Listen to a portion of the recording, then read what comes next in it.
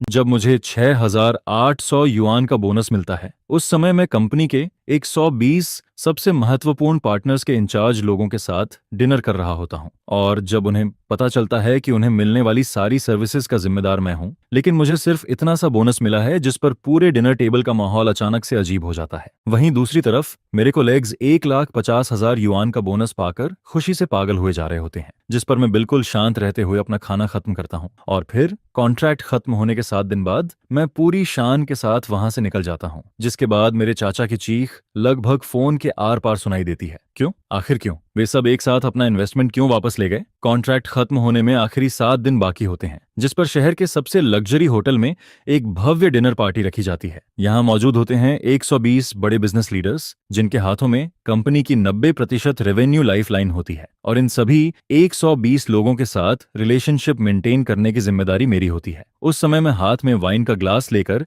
आराम से एक टेबल से दूसरी टेबल तक जाता हूँ और हर परिचित सीईओ के साथ सोशल कन्वर्सेशन करता रहता हूँ। इनमें से कई लोग तो कंपनी में मेरे पहले साल से ही मेरे साथ काम कर रहे होते हैं, जिस पर हमारे रिश्ते बहुत पहले ही एक साधारण बिजनेस पार्टनरशिप से आगे बढ़ चुके होते हैं। तभी देश की एक मशहूर कंपनी के प्रोक्योरमेंट डायरेक्टर मिस्टर जैन मेरे कंधे पर हाथ रखते हैं और ईमानदारी से कहते हैं, लिटिल चेन, अगले साल हमारे नए प्रोजेक्ट की जिम्मेदारी भी तुम्हें ही संभालनी होगी।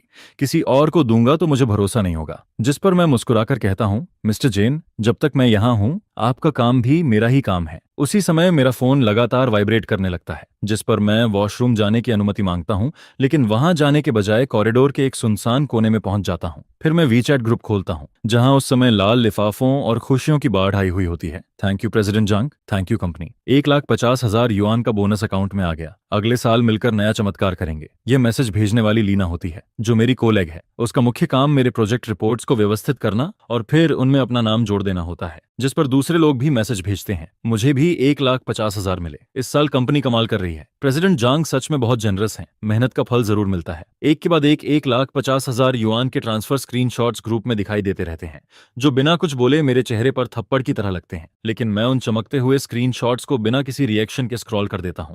इसके बाद मैं अपना मोबाइल बैंकिंग ऐप खोलता हूं। वहां एक नया ट्रांसफर नोटिफिकेशन चुपचाप पड़ा होता है। Amount 6,800 yuan. न कोई डेसिमल पॉइंट, न कोई कंग्रेचुलेशन मैसेज, बस एक ठंडा, गोल और बेरहम नंबर, मानो किसी इंटर्न को चुपचाप विदा करने के लिए दिया गया मामूली मेहनताना हो। मैं उस रकम को पूरे 10 सेकंड तक देखता रहता हूँ। ना गुस्सा आता है, ना निराशा, क्योंकि मेरे दिल में बची उम्मीद की आखिरी चिंगारी भी उसी पल पूरी तरह बुझ चुकी होती है। अब सिर्फ ठंडी राख बची होती है, जिसके बाद मैं दोबारा अपने चेहरे पर प्रोफेशनल स्माइल पहन लेता हूँ, जैसे अभी कुछ हुआ ही ना हो। तभी पास बैठे मिस्टर जैन किसी और के साथ ग्लास क्लिक कर रहे होते हैं। उनका हाथ गलती से मेरे फोन से टकरा जाता है, जिस पर मैं रिफ्लेक्स में स्क्रीन ऑन करके फोन रखने की कोशिश करता हूँ, लेकिन 6,800 का वह नंबर उनकी नजरों से बच नहीं पाता। मिस्टर जन हल्का सा भौहें से कोड़ते हैं, फिर अपना ग्लास नीचे रखकर कैजुअली पूछते हैं, लिटिल चेन, इस साल तुम्हारी कंपनी का बिजनेस इतना अच्छा रहा है, बोनस भी अच्छा खासा मिला होगा, है ना? और ग्रुप में खुशियां मना रहे मेरे कॉलेग्स की तरफ देखते हुए वो मुस्कुरा देते हैं, जिस पर मैं पूरी शांति से उनकी तरफ देखता हूँ और सिर्फ 3 शब्द कहता हूँ, 6,800 युआन।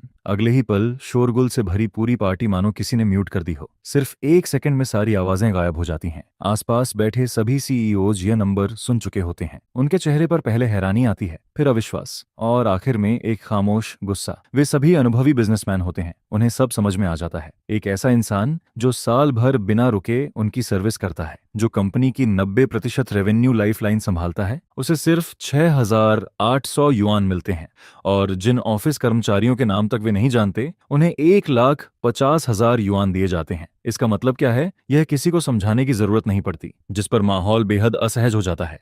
लेकिन मैं ऐसे खड़ा रहता हूं जैसे कुछ हुआ ही ना हो। मैं ग्लास उठाकर मुस्कुराता हूं और कहता हूं, पिछले 1 साल में आप सभी के सपोर्ट के लिए धन्यवाद। यह जाम मैं आप सभी के नाम करता हूं। यह कहकर मैं पूरा ग्लास एक ही सांस में खाली कर देता हूं। तीखी शराब मेरे गले से नीचे उतरती है, मानो पिछले कई सालों की सारी थकान और सहनशीलता को जला रही हो। इसके बाद मैं खुद ही बात को अगले साल की मार्केट स्ट्रेटेजी की तरफ मोड़ देता हूं और अपनी प्रोफेशनलिज्म से माहौल को वापस सामान्य बना देता हूं, जिस पर ग्राहक आपस में बार बार नजरें मिलाने लगते हैं। उन नजरों में सिंपैथी भी होती है और उससे ज्यादा एक फैसला। आखिरकार डिनर खत्म हो जाता है। सभी मेहमान एक एक करके चले जाते हैं। सबसे आखिर में मिस्टर जैन निकलते हैं। वह मेरे पास रुकते हैं और अपनी गहरी नजरों से मुझे देखते हैं, फिर धीमी आवाज में कहते हैं, लिटिल चेन, मेरे पास तुम्हारे लिए एक सलाह है। यह जगह तुम्हारे लायक नहीं है। अगर तुम्हारा कोई भी प्लान हो तो किसी भी समय मुझसे संपर्क करना। यह सुनकर मेरे दिल में हल्की गर्माहट महसूस होती है, जिस पर मैं सम्मान से सिर हिलाता हूँ। Thank you mister Jain. आखिरी मेहमान को विदा करने के बाद मैं अकेले अपने घर लौट आता हूँ, लेकिन इस बार हमेशा की तरह कंप्यूटर खोलकर वर्क ईमेल्स चेक नहीं करता,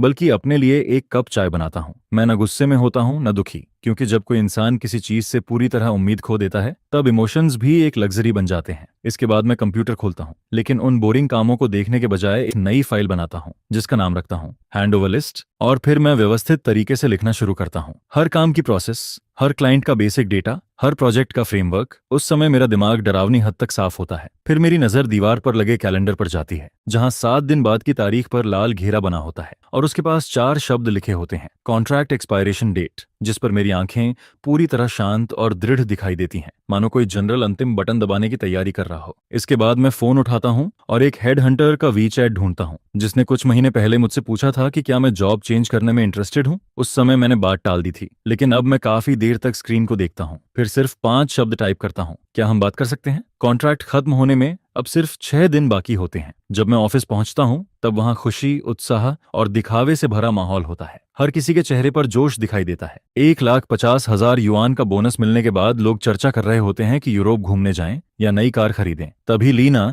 अपनी नई चमकदार लाल हाई हील्स पहनकर आती है। उसके हाथ में एक महंगा लग्जरी ब्रांड बैग होता है, जिसका लोगो इतना बड़ा होता है कि दूर से ही नजर आ जाता है। वह जानबूझकर मेरी डेस्क के पास रुकती है, फिर अपना बैग मेरे टेबल के कोने पर रखकर नाटकीय अंदाज में कहती है, कल इम्पल्सिवली यह बैग खरीद लिया, लेकिन अब उतना खास भी नहीं लग रहा। चैनचिंग, तुम्हें कैसा लगता है? लेकिन मैं सिर तक नहीं उठाता। मेरी नजरें कंप्यूटर स्क्रीन पर टिकी रहती हैं, जिस पर मैं बस हल्के से जवाब देता हूँ, ठीक है। लीना की मुस्कान एक पल के लिए जम जाती है, लेकिन अगले ही सेकंड वह अपनी आवाज ऊंची करके आसपास के कॉलेज से कहती है, गर्ल्स, इस साल की बम्पर हार्वेस्ट सेलिब्रेट करने के लिए मैं सबको आफ्टरनून टी ट्रीट देती हूँ। जो मन करे ऑर्डर करो। पूरी कंपनी में तालियों और जोरदार चीयरिंग की आवाज गूंजने लगती है, जिस पर लोगों का एक बड़ा झुंड लीना के आसपास इकट्ठा होकर अपने फोन पर स्नैक्स और ड्रिंक्स ऑर्डर करने लगता है। हंसी मजाक और शोर शराबे से भरा माहौल पूरे छोटे से ऑफिस को किसी बाजार जैसा बना देता है। लेकिन शुरू से आखिर तक कोई भी मुझसे यह तक नहीं पूछता कि मैं क्या पीना चाहता हूँ। मैं मानो एक इनविजिबल इंसान बन चुका होता हूँ, जिसे सबने अपने आप अलग कर दिया हो। यह पूरी सेलिब्रेशन पार्टी जैसे मुझसे कोई संबंध ही नहीं रखती। दोपहर के 3 बजे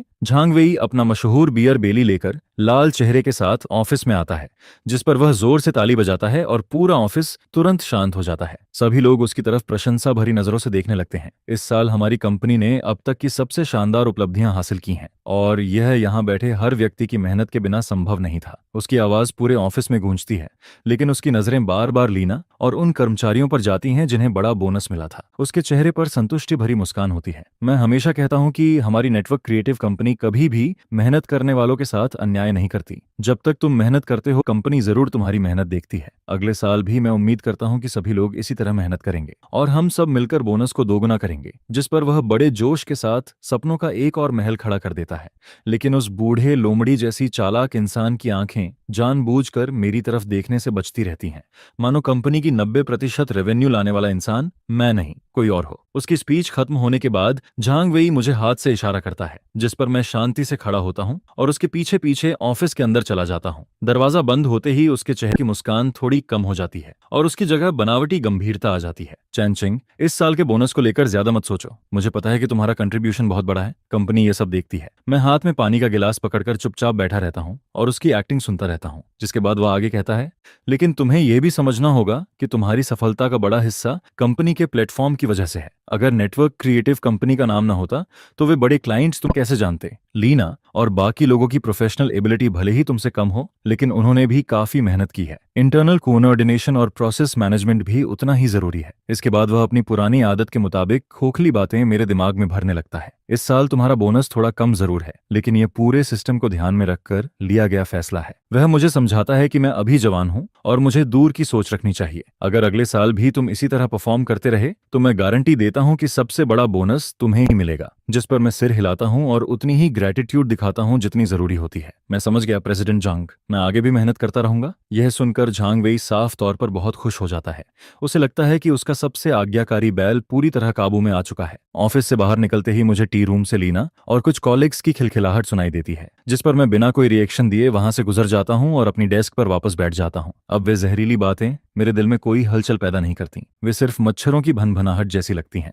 इसके बाद मैं एक एन्क्रिप्टेड फोल्डर खोलता खोलता हूँ, जिसके अंदर 50 पेज का एक डॉक्यूमेंट मौजूद होता है। उसका टाइटल होता है deep customer relationship maintenance system. इस डॉक्यूमेंट में सिर्फ क्लाइंट्स के कॉन्टैक्ट डिटेल्स और कॉन्ट्रैक्ट इन्फॉर्मेशन नहीं होती, बल्कि हर कंपनी के अंदर मौजूद इंटरनल रिलेशनशिप्स, डिसीजन मेकर्स की पर्सनल प्रेफरेंसेस और अनगिनत महत्वपूर्ण जानकारियां भी होती हैं। यह कई सालों की मेहनत का निचोड़ होता है, और यही असली वजह होती है कि 120 बड़े क्लाइंट्स आज भी कंपनी के साथ जुड़े हुए हैं, जिस पर मैं बेहद शांति से इस डॉक्यूमेंट के सबसे महत्वपूर्ण हिस्सों को अलग करके 2 बार एन्क्रिप्ट करता हूं, फिर उन्हें अपने पर्सनल क्लाउड ड्राइव पर अपलोड कर देता हूं। सारा काम खत्म होने के बाद मुझे ऐसा महसूस होता है जैसे किसी भारी जंजीर से छुटकारा मिल गया हो। उसी समय झांग वेई ऑफिस से बाहर निकलता है और उत्साहित होकर घोषणा करता है, सभी लोगों को एक अच्छी खबर, हमें अभी अभी एक नया बड़ा प्रोजेक्ट मिला है और क्लाइंट ने खास तौर पर हमारी सबसे मजबूत टीम की मांग की है। फिर वह सीधे मेरी तरफ देखता है, चेंचिंग, ये प्रोजेक्ट तुम्हें संभालना होगा। पूरा ऑफिस मेरी तरफ देखने लगता है। कुछ लोगों की आंखों में जलन होती है तो कुछ के चेहरे पर मजाक उड़ाने वाली मुस्कान, जिस पर मैं पहली बार झांग वेई की आंखों में देखकर उसे सीधे मना कर देता हूं। सॉरी प्रेसिडेंट झांग, मेरे एम्प्लॉयमेंट कॉन्ट्रैक्ट में सिर्फ 6 दिन बचे हैं। मैं इस प्रोजेक्ट की कंटिन्यूटी की गारंटी नहीं दे सकता। क्लाइंट के हित के लिए बेहतर होगा कि आप किसी और कैपेबल इंसान को चुन लें। मेरी बात सुनते ही पूरा ऑफिस सन्न रह जाता है। कॉन्ट्रैक्ट खत्म होने में अब सिर्फ 5 दिन बाकी होते हैं और तभी शांति अचानक लगातार बजती फोन की घंटियों से टूट जाती है। कंपनी का सबसे बड़ा और सबसे पुराना क्लाइंट हुआ शेंग ग्रुप एक गंभीर सिस्टम फेलियर का सामना कर रहा होता है। उनके सिस्टम में आई खराबी की वजह से पूरी प्रोडक्शन लाइन बंद हो जाती है। टेक्निकल डिपार्टमेंट 2 घंटे तक इमरजेंसी ट्रबल शूटिंग करता है, लेकिन कोई भी समस्या का कारण नहीं ढूंढ पाता। क्लाइंट कॉन्टैक्ट पर्सन के तौर पर लीना लगातार हुआ शेंग ग्रुप के टेक्निकल डायरेक्टर की डांट खा रही होती है, लेकिन हम समस्या पर काम कर रहे हैं के अलावा उसे कुछ भी नहीं पता होता। आखिरकार कॉल सीधे झांग वेई के फोन पर पहुंचती है। दूसरी तरफ से बेहद ठंडी आवाज आती है। वे साफ शब्दों में मेरा नाम लेते हैं और मांग करते हैं कि समस्या मैं खुद जाकर हल करूं। साथ ही अल्टीमेटम भी दे दिया जाता है, अगर 2 घंटे के अंदर समस्या ठीक नहीं हुई तो वे सिर्फ पार्टनरशिप खत्म नहीं करेंगे, बल्कि कॉन्ट्रैक्ट ब्रीच के लिए लीगल एक्शन भी लेंगे और भारी कंपेंसेशन की मांग करेंगे। हुआ शेंग ग्रुप अकेले कंपनी की लगभग 20% एनुअल रेवेन्यू देता है। उन्हें खोना मतलब कंपनी का एक पैर टूट जाने जैसा होता है, जिस पर झांग वे बुरी तरह घबरा जाता है। उसके माथे से पसीना बहने लगता है। अब उसे अपनी इज्जत की भी परवाह नहीं रहती। वह तेजी से मेरी डेस्क तक आता है और पहली बार बेहद विनम्र आवाज में कहता है, चैनचिंग, हुआ शेंग के सिस्टम में बड़ी समस्या आ गई है, जल्दी से मदद करो। पूरा ऑफिस यह दृश्य देख रहा होता है। सभी के चेहरे पर जटिल भाव होते हैं, लेकिन मैं कोई शर्त नहीं रखता, न ही कोई नखरे दिखाता हूं। मैं बस शांति से अपना लैपटॉप बंद करता हूं, हेडसेट पहनता हूं और हुआ शेंग के सर्वर से रिमोट कनेक्शन शुरू कर देता हूं। तुरंत पूरे ऑफिस का माहौल बदल जाता है। झांग वेई और टेक्निकल टीम के लोग मेरी कुर्सी के पीछे खड़े हो जाते हैं। इतना तनाव होता है कि कोई जोर से सांस लेने की भी हिम्मत नहीं करता। लीना सबसे पीछे खड़ी होती है। उसका चेहरा पीला पड़ चुका होता है और उसकी आंखों में जलन और नफरत साफ दिखाई देती है। स्क्रीन पर कोड तेजी से स्क्रॉल होने लगता है। पिछले 5 सालों से इस क्लाइंट सिस्टम को संभालने की वजह से मुझे उसकी पूरी आर्किटेक्चर याद होती है और पिछले अपग्रेड के दौरान संभावित कमजोरियों का भी अंदाजा होता है, जिस पर मैं बहुत जल्दी प्रॉब्लम सोर्स तक पहुंच जाता हूं। टेक्निकल डिपार्टमेंट के लोग यह गलती इसलिए नहीं ढूंढ पाए थे क्योंकि वे क्लाइंट के पूरे सिस्टम स्ट्रक्चर को समझते ही नहीं थे। मेरी उंगलियां कीबोर्ड पर तेजी से चलती हैं, कोड फिक्स होता है, सर्विसेज रीस्टार्ट होती हैं, कैश क्लीन होता है और एक के बाद एक कमांड्स बिना किसी रुकावट के चलती चली जाती हैं। लगभग 1 घंटे बाद मैं हेडसेट उतारता हूं और झांग वेई से कहता हूं, हो गया, सब ठीक हो गया। लगभग उसी समय मेरा फोन वाइब्रेट करता है। कॉल हुआ शेंग ग्रुप के टेक्निकल डायरेक्टर की होती है। फोन उठाते ही दूसरी तरफ से राहत भरी आवाज सुनाई देती है, चैनचिंग, तुम्हारा बहुत धन्यवाद, तुम सच में हमारे लिए लाइफ सेवर हो। प्रोडक्शन लाइन पूरी तरह रिकवर हो चुकी है। वह लंबी सांस छोड़ता है, फिर कुछ पल चुप रहकर गंभीर आवाज में कहता है, भाई, दिल से एक बात कहूं, तुम जैसा एक्सपर्ट अभी भी उस नेटवर्क क्रिएटिव कंपनी में काम कर रहा है, ये सच में टैलेंट की बर्बादी है। ऐसी कंपनी तुम्हारे लायक नहीं है। मैं हल्का सा मुस्कुराता हूं। समस्या हल होने के बाद झांग वेई लंबी सांस छोड़ता है, लेकिन अब उसकी आंखों में मेरे लिए आभार नहीं होता, बल्कि वहां पहले से ज्यादा डर और बेचैनी दिखाई देती है, जिस पर उसे आखिर एहसास हो जाता है कि जिस कर्मचारी को वह हमेशा अपनी मर्जी से कंट्रोल करता आया था, उसके हाथ में ऐसी चीज मौजूद है जिसे वह कभी कंट्रोल नहीं कर सकता। यह देखकर लीना तुरंत झांग वेई के पास जाती है और उसके कान में धीरे धीरे कुछ कहने लगती है, प्रेसिडेंट झांग, क्या आपको नहीं लगता कि उसने जानबूझकर एक चाल छिपाकर रखी थी? वह बस इसी मौके का इंतजार कर रहा था ताकि कंपनी को दबाव में डालकर आपसे शर्तें मनवा सके। लीना की यह बात सीधे झांग वेई के दिल में जाकर लगती है, क्योंकि उसके लिए यह मान लेना ज्यादा आसान होता है कि कर्मचारी जानबूझकर समस्या पैदा कर रहा है, बजाय इसके कि वह अपनी गलत मैनेजमेंट और गलत जजमेंट स्वीकार करे, जिस पर वह मेरी तरफ देखता है। और उसकी नजरों में सावधानी और शक पहले से भी ज्यादा गहरा हो जाता है। लेकिन मुझे उनके इस नाटक में जरा भी दिलचस्पी नहीं होती। समस्या हल हो चुकी होती है और मेरा काम भी खत्म हो चुका होता है। इसके बाद मैं एक डॉक्यूमेंट प्रिंट करता हूँ और झांग वेई की डेस्क तक जाता हूँ। फिर वह कागज उसके सामने रखकर शांत स्वर में कहता हूँ, प्रेसिडेंट झांग, यह मेरी हैंडओवर लिस्ट है। कृपया इसे देख लीजिए और तय कर दीजिए कि काम किसे सौंपना है। झांग वे उस लिस्ट को उठाकर कुछ पन्ने पलटता है।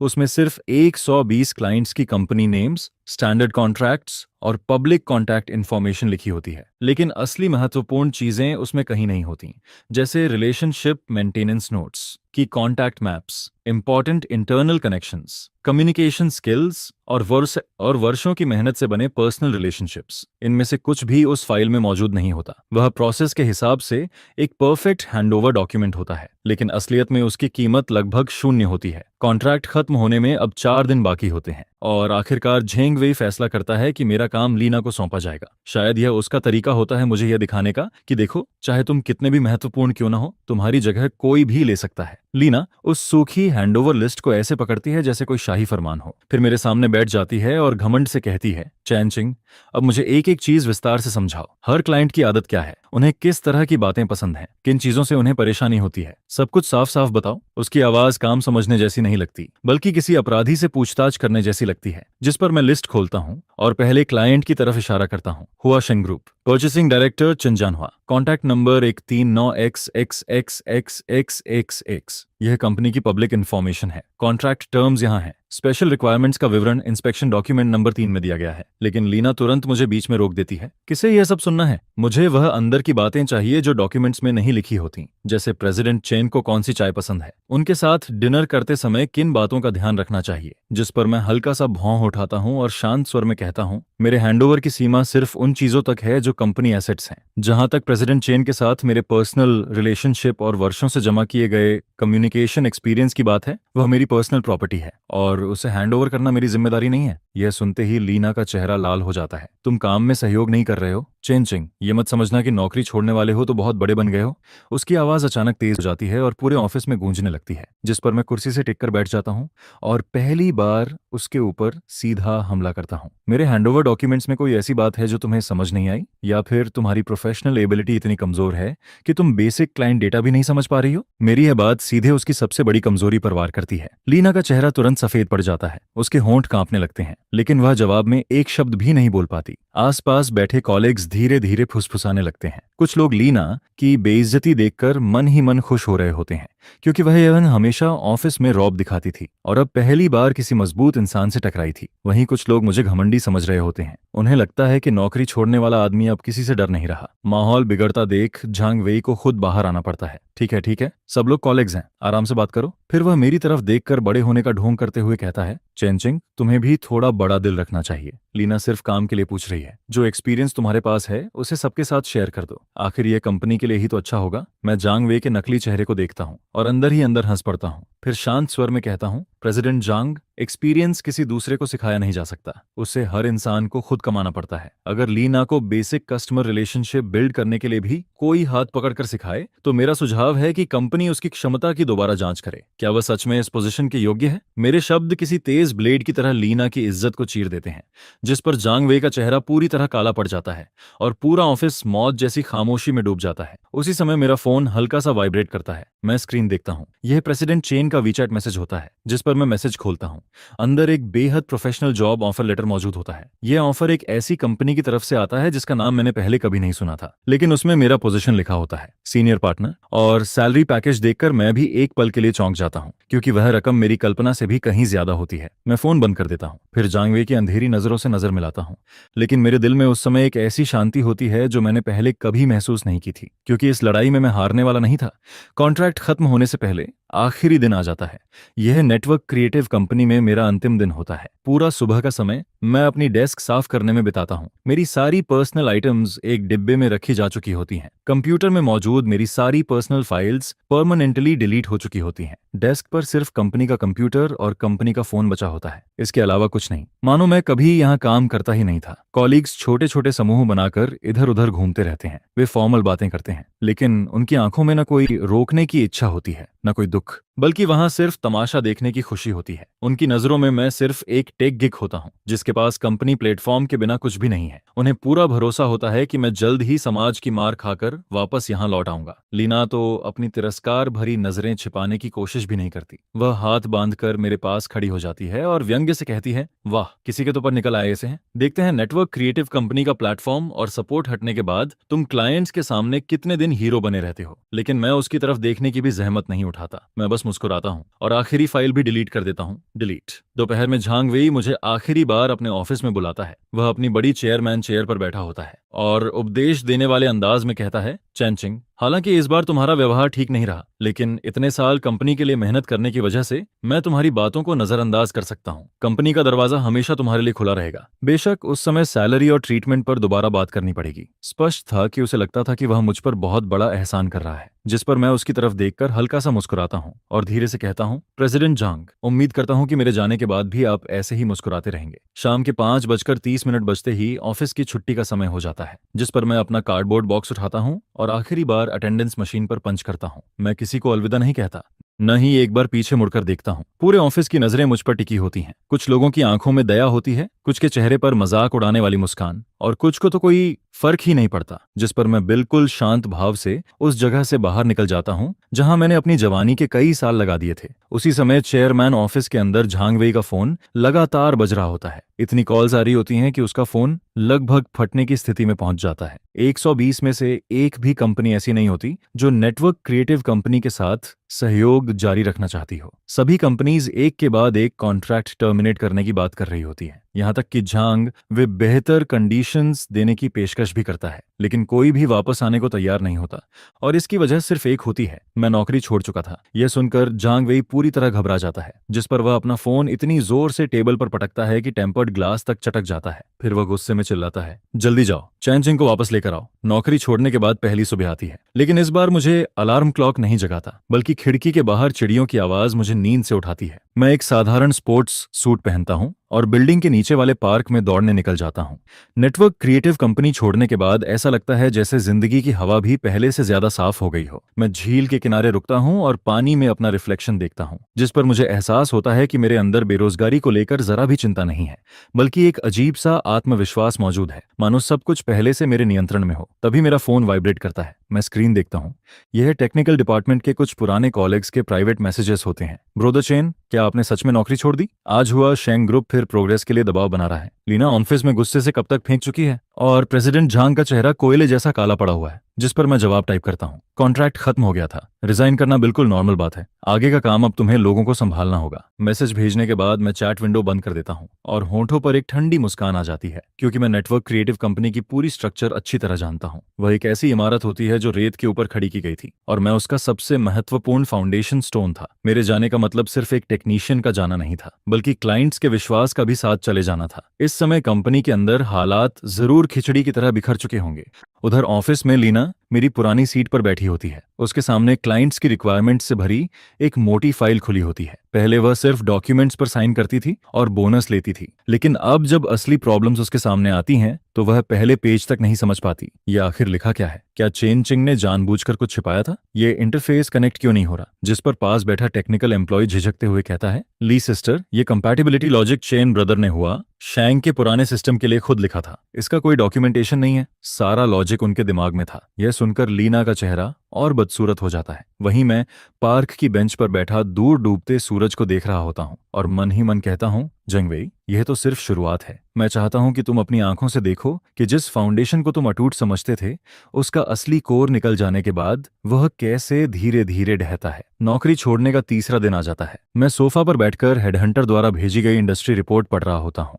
सब कुछ बिल्कुल मेरी उम्मीद के मुताबिक हो रहा होता है। झांग वे अब चैन से बैठ नहीं पा रहा था। तभी अचानक फोन की घंटी बजती है। स्क्रीन पर वही परिचित नंबर दिखाई देता है। मैं फोन को पूरे 30 सेकंड तक बजने देता हूँ, फिर आराम से कॉल रिसीव करता हूँ। दूसरी तरफ झांग वेई की आवाज आती है। लिटिल चेन, घर पर आराम कैसा चल रहा है? तुम भी ना इतनी जल्दी चले गए? हम लोग तो तुम्हारे लिए फेयरवेल पार्टी तक नहीं रख पाए। जिस पर मैं शांत स्वर में कहता हूँ, प्रेसिडेंट झांग, मैं अब भी काफी अच्छा महसूस कर रहा हूँ। फोन की दूसरी तरफ कुछ सेकंड की खामोशी छा जाती है। फिर झांग वेई की भारी सांसें सुनाई देती हैं। मैं जानता था कि वह इस समय शिकायतों और क्राइसिस कॉल्स में पूरी तरह डूब चुका है। आखिरकार वह मुख्य मुद्दे पर आता है। लिटिल चेन, पिछले बोनस वाली बात में अकाउंटिंग डिपार्टमेंट से थोड़ी गलती हो गई थी। मैंने उन्हें अच्छी तरह डांट दिया है। ऐसा करते हैं, तुम कल वापस आ जाओ। मैं पर्सनल लेवल पर तुम्हें 1 लाख युआन का बोनस दूंगा, साथ ही तुम्हें सीनियर जनरल मैनेजर भी बना दूंगा। कैसा रहेगा? उसकी बातें सुनकर मेरे अंदर सिर्फ घिन पैदा होती है, क्योंकि अगर हुआ शेंग और बाकी बड़े क्लाइंट्स कॉन्ट्रैक्ट कैंसिल करने की धमकी नहीं दे रहे होते तो शायद वह मुझे कॉल तक नहीं करता। जिस पर कॉल खत्म होते ही मैं उसका नंबर सीधे ब्लैकलिस्ट में डाल देता हूँ। उसे लगता था कि मैं कोई सस्ता मजदूर हूँ जिसे बस एक हड्डी फेंक दो और वह फिर से पूंछ हिलाने लगेगा। लेकिन उसे नहीं पता था कि इन वर्षों में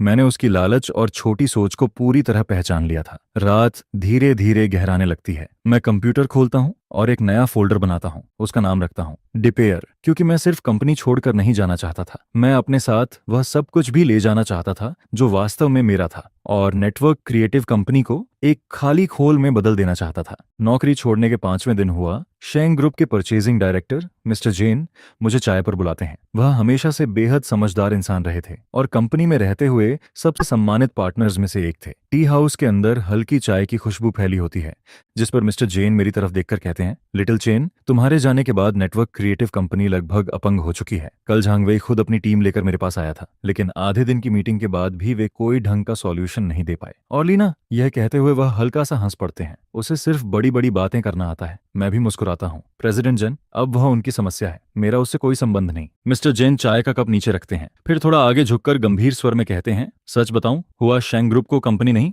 तुम पर भरोसा था। अगर तुम नहीं होते तो हम वो प्रोजेक्ट कभी नेटवर्क क्रिएटिव कंपनी को नहीं देते। मैंने लीगल डिपार्टमेंट को कॉन्ट्रैक्ट टर्मिनेशन प्रोसेस शुरू करने के लिए कह दिया है। यह सुनकर भी मैं ज्यादा हैरान नहीं होता, क्योंकि ये सब पहले से मेरी उम्मीद में था। सब कुछ मेरी कैलकुलेशन के अंदर है। यह सुनकर मिस्टर जैन सिर हिलाते हैं, फिर अचानक पूछते हैं, लिटिल चेन, क्या तुम खुद का बिजनेस शुरू करने में इंटरेस्टेड हो? अगर तुम स्टार्टअप शुरू करते हो तो हुआ शेंग ग्रुप पहला क्लाइंट होगा जो तुम्हारे साथ कॉन्ट्रैक्ट साइन करेगा। यह एक बेहद भारी वादा होता है, लेकिन मैं जानता था कि अभी समय नहीं आया है, क्योंकि झांग वे जैसे लोगों को बिना दर्द महसूस कराए पछतावा नहीं होता। जिस पर मैं सम्मान से कहता हूँ, प्रेसिडेंट जेन, आपके भरोसे के लिए धन्यवाद। मैं कुछ समय खुद को व्यवस्थित करना चाहता हूँ। मेरे पास अभी कई आइडियाज और फ्रेमवर्क्स हैं जिन्हें मुझे दोबारा ऑर्गेनाइज करना है। जब मैं पूरी तरह तैयार हो जाऊंगा तो सबसे पहले आपसे संपर्क करूंगा। टी हाउस से बाहर निकलते समय ठंडी रात की हवा चल रही होती है। मैं पीछे मुड़कर फाइनेंशियल डिस्ट्रिक्ट की चमकती इमारतों को देखता हूँ और मेरे मन में एक बड़ा प्लान आकार लेने लगता है, क्योंकि मेरा लक्ष्य किसी दूसरी कंपनी में नौकरी करना नहीं था। मैं ऐसी कंपनी बनाना चाहता था जो सच में टेक्नोलॉजी और टैलेंट की इज्जत करे।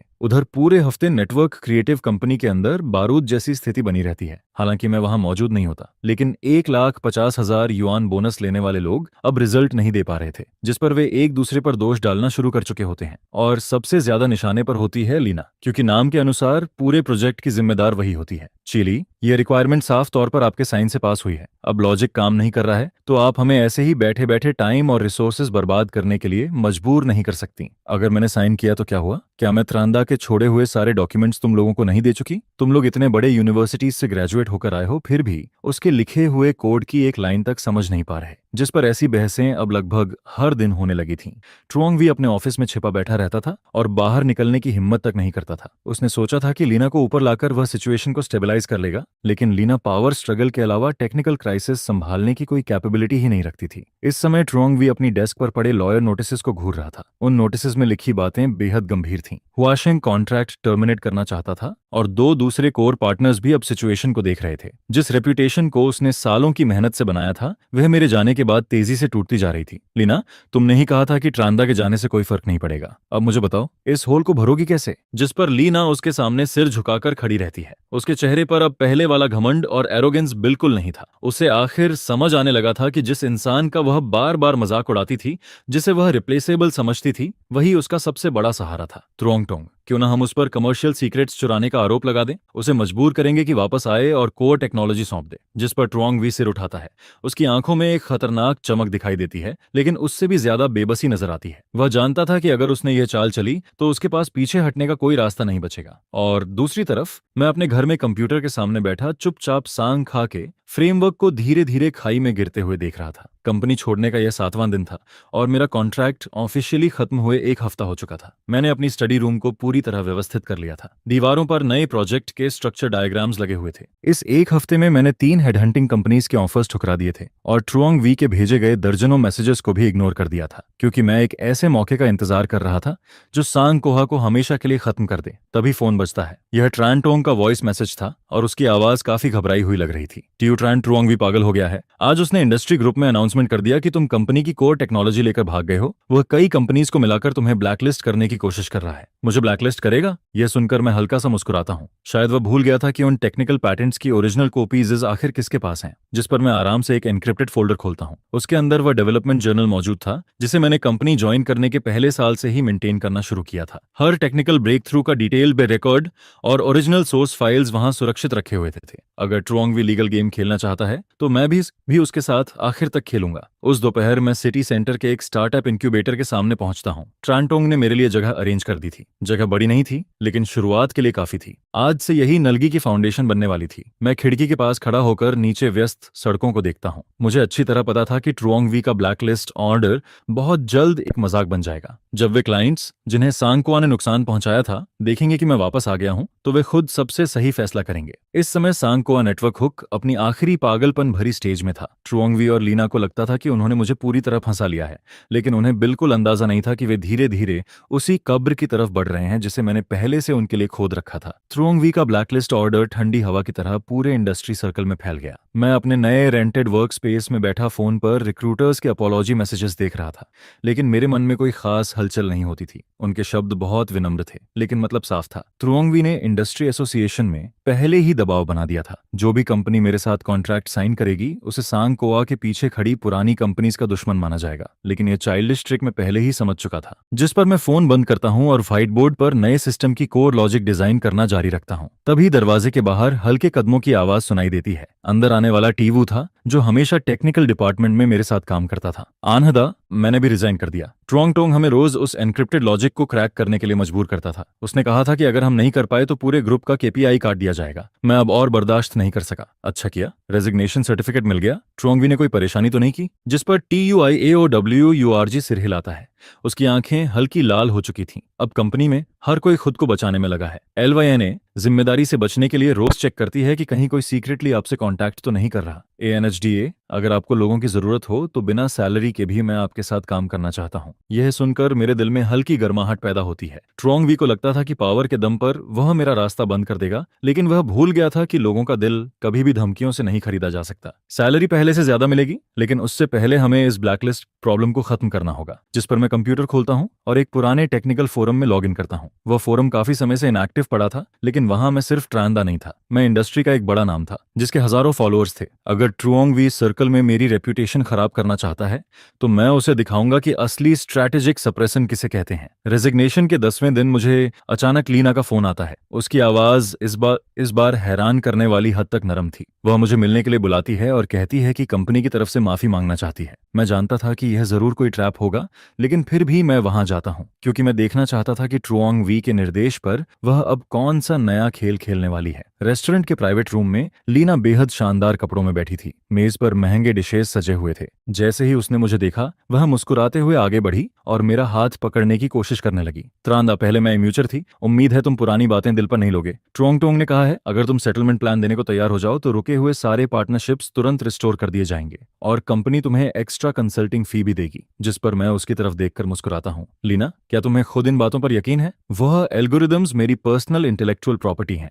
कॉन्ट्रैक्ट में यह बात शुरू से साफ लिखी हुई थी। यह सुनकर लीना की मुस्कान जम जाती है और फिर उसकी आंखों में धीरे धीरे एक खतरनाक चमक उभरने लगती है। वह अपने बैग से एक वॉइस रिकॉर्डर निकालती है और जोर से मेज पर रख देती है। त्रांदा, लगता है तुम आसान रास्ता छोड़कर मुश्किल रास्ता चुनना चाहते हो। ट्रुओंग टोंग पहले ही एक्सपर्ट्स अरेंज कर चुका है। अगर आज तुमने हमारी बात नहीं मानी तो हम तुम पर यह आरोप लगाएंगे कि कंपनी छोड़ने से पहले तुमने जानबूझकर सिस्टम में वायरस डाला था, जिसकी वजह से पूरा सिस्टम कोलैप्स हो गया। इस रिकॉर्डिंग में तुम्हारे खुद के मुंह से निकला हुआ कन्फेशन मौजूद है, जिस पर मैं उसके विजयी चेहरे को देखकर सिर्फ हंस देता हूँ। शायद उसे यह नहीं पता था कि जिस पल से मैं इस कमरे में दाखिल हुआ था, उसी पल से मेरा फोन सारी रिकॉर्डिंग सीधे क्लाउड पर अपलोड कर रहा था। वीडियो सर्विलांस है क्या? तो फिर और भी अच्छा है। मैं भी चाहता हूं कि जज यह सुने कि तुम किस तरह मुझ पर दबाव डालकर मेरी पर्सनल प्रॉपर्टी ट्रांसफर करवाना चाहती हो। यह कहकर मैं अपनी कुर्सी से उठ जाता हूं, सामने रखे महंगे खाने की तरफ भी एक बार नहीं देखता, जिस पर लीना पीछे से गुस्से में चिल्लाती रहती है, जबकि मैं पहले ही यह सोचने लगा था कि उसकी इस धमकी को इस्तेमाल करके सांग खा को एक और लीगल गिफ्ट कैसे दिया जाए। इसी दौरान जब ट्रुओंगवी अपनी छोटी छोटी चालों में व्यस्त था, मुझे एक बेहद महत्वपूर्ण खबर मिलती है। सांखा शहर के सबसे बड़े स्मार्ट सिटी प्रोजेक्ट की बिडिंग में हिस्सा लेने वाला था। यह उनका आखिरी लाइफलाइन था। इस कॉन्ट्रैक्ट को जीतने के लिए ट्रुओंगवी ने सब कुछ दांव पर लगा दिया था, यहां तक कि उसने टेंडर डॉक्यूमेंट्स में मेरे पुराने रिसर्च रिजल्ट्स तक शामिल कर दिए थे, जिस पर TUIOVURG कंप्यूटर के सामने बैठा तनाव भरे चेहरे के साथ मुझसे पूछता है, ANHDA, अगर उन्होंने आपके सॉल्यूशन का आउटर लेयर बदलकर उसे सबमिट कर दिया तो हम क्या करेंगे? अभी हमारी रेपुटेशन भी नहीं बनी है। साहब करचड़ी अब समस्या भी हैं। ऐसे में खुद को प्रूव करना आसान नहीं होगा। चिंता मत करो, मैं हल्की मुस्कान के साथ जवाब देता हूँ। उस सिस्टम में मैंने सिर्फ लॉजिक नहीं छोड़ा था, पुराने आर्किटेक्चर के अंदर मैंने एक हिडन ट्रैप भी छोड़ रखा था। उसे सिर्फ मैं एक्टिवेट कर सकता हूँ। अगर सिस्टम मेरी ऑथोराइजेशन के बिना एक निश्चित थ्रेशहोल्ड से ऊपर चला गया तो पूरी स्क्रीन पर कॉपीराइट वार्निंग अपने आप दिखाई देगी। ट्रुओंगवी को लगता है कि टेक्नोलॉजी हाथ लगते ही वह चैन से सो पाएगा, लेकिन उसे नहीं पता कि उसी पल से वह अपनी कब्र खुद खोदना शुरू कर चुका है। और फिर बिडिंग का दिन आ जाता है। उस दिन मैं एक दूसरी पार्टनर कंपनी के टेक्निकल कंसल्टेंट के रूप में चुपचाप पीछे की सीट पर बैठा था। स्टेज पर ट्रुओंगवी पूरे आत्मविश्वास के साथ प्रेजेंटेशन दे रहा था। नीचे लीना जोर जोर से ताली बजा रही थी। यह सांगकोआ द्वारा इंडिपेंडेंटली डेवलप्ड कोर इंजन है। इसकी स्टेबिलिटी पूरे इंडस्ट्री में सबसे आगे है। जैसे ही उसने स्ट्रेस टेस्ट शुरू करने के लिए बटन दबाया, सिस्टम जो अभी तक परफेक्टली चल रहा था अचानक फ्रीज हो गया और अगले ही पल विशाल स्क्रीन पर एक बड़ा पॉपअप मैसेज दिखाई देता है। इस कोर आर्किटेक्चर का कॉपीराइट ट्रांदा के व्यक्तिगत स्वामित्व में है। Unauthorised use suspected, possible copyright infringement. यह देखते ही पूरा हॉल सन्न रह जाता है। ट्रुओंगवी का चेहरा एक पल में लाल से सफेद और सफेद से हरा पड़ जाता है, जिस पर वह पागलों की तरह कीबोर्ड दबाने लगता है, लेकिन सिस्टम पूरी तरह लॉक हो चुका था। मैं अंधेरे कोने में बैठा उसकी हालत देखता हूँ और शांति से अपनी फाइल बंद कर देता हूँ। बिडिंग स्कैंडल के फूटते ही सांग खाओ की रेप्यूटेशन पूरी तरह जमीन पर आ गिरती है। जो छोटे पार्टनर्स अब तक इंतजार कर रहे थे, वे भी एक एक करके कोऑपरेशन टर्मिनेट करने के नोटिस भेजने लगते हैं। मैंने सुना कि ट्रुओंगवी ने ऑफिस में गुस्से में हर चीज तोड़ डाली, यहाँ तक कि उसने लीना को भी एक थप्पड़ मार दिया। अब सांगकोआ सिर्फ नुकसान में नहीं था, बल्कि पूरी तरह कोलैप्स होने की तरफ बढ़ रहा था। टेक्निकल डिपार्टमेंट के लोग बड़ी संख्या में रिजाइन करने लगते हैं, यहाँ तक कि डबल सैलरी का लालच भी किसी को रोक नहीं पाता। उसी दोपहर जब मैं एक नया कॉन्ट्रैक्ट फाइनलाइज करके लौटता हूँ तो कंपनी के दरवाजे पर कुछ परिचित चेहरे दिखाई देते हैं। वे सांगखा के सबसे टैलेंटेड टेक्निकल एक्सपर्ट्स थे, वही लोग जिन्हें कभी लीना ने जानबूझकर अपनी तरफ खींच लिया था। आनहदा, हम आपके साथ काम करना चाहते हैं। पहले हमसे गलती हुई। ट्रुओंगवी के बोनस ने हमारी आंखों पर पर्दा डाल दिया था, जिस पर मैं उनकी तरफ देखता हूं और शांत आवाज में कहता हूं, कंपनी टैलेंट का स्वागत करती है, लेकिन रूल्स सबसे ऊपर हैं। मेरे यहाँ टेक्निकल स्किल्स की वैल्यू होती है, चापलूसी की नहीं। इसके बाद मैं उनके ज्वाइनिंग प्रोसेस की व्यवस्था करता हूँ। मैं जानता था कि यह सिर्फ कुछ लोगों की रिक्रूटमेंट नहीं थी, यह सांग खाओ की जड़ों को उखाड़ने जैसा था।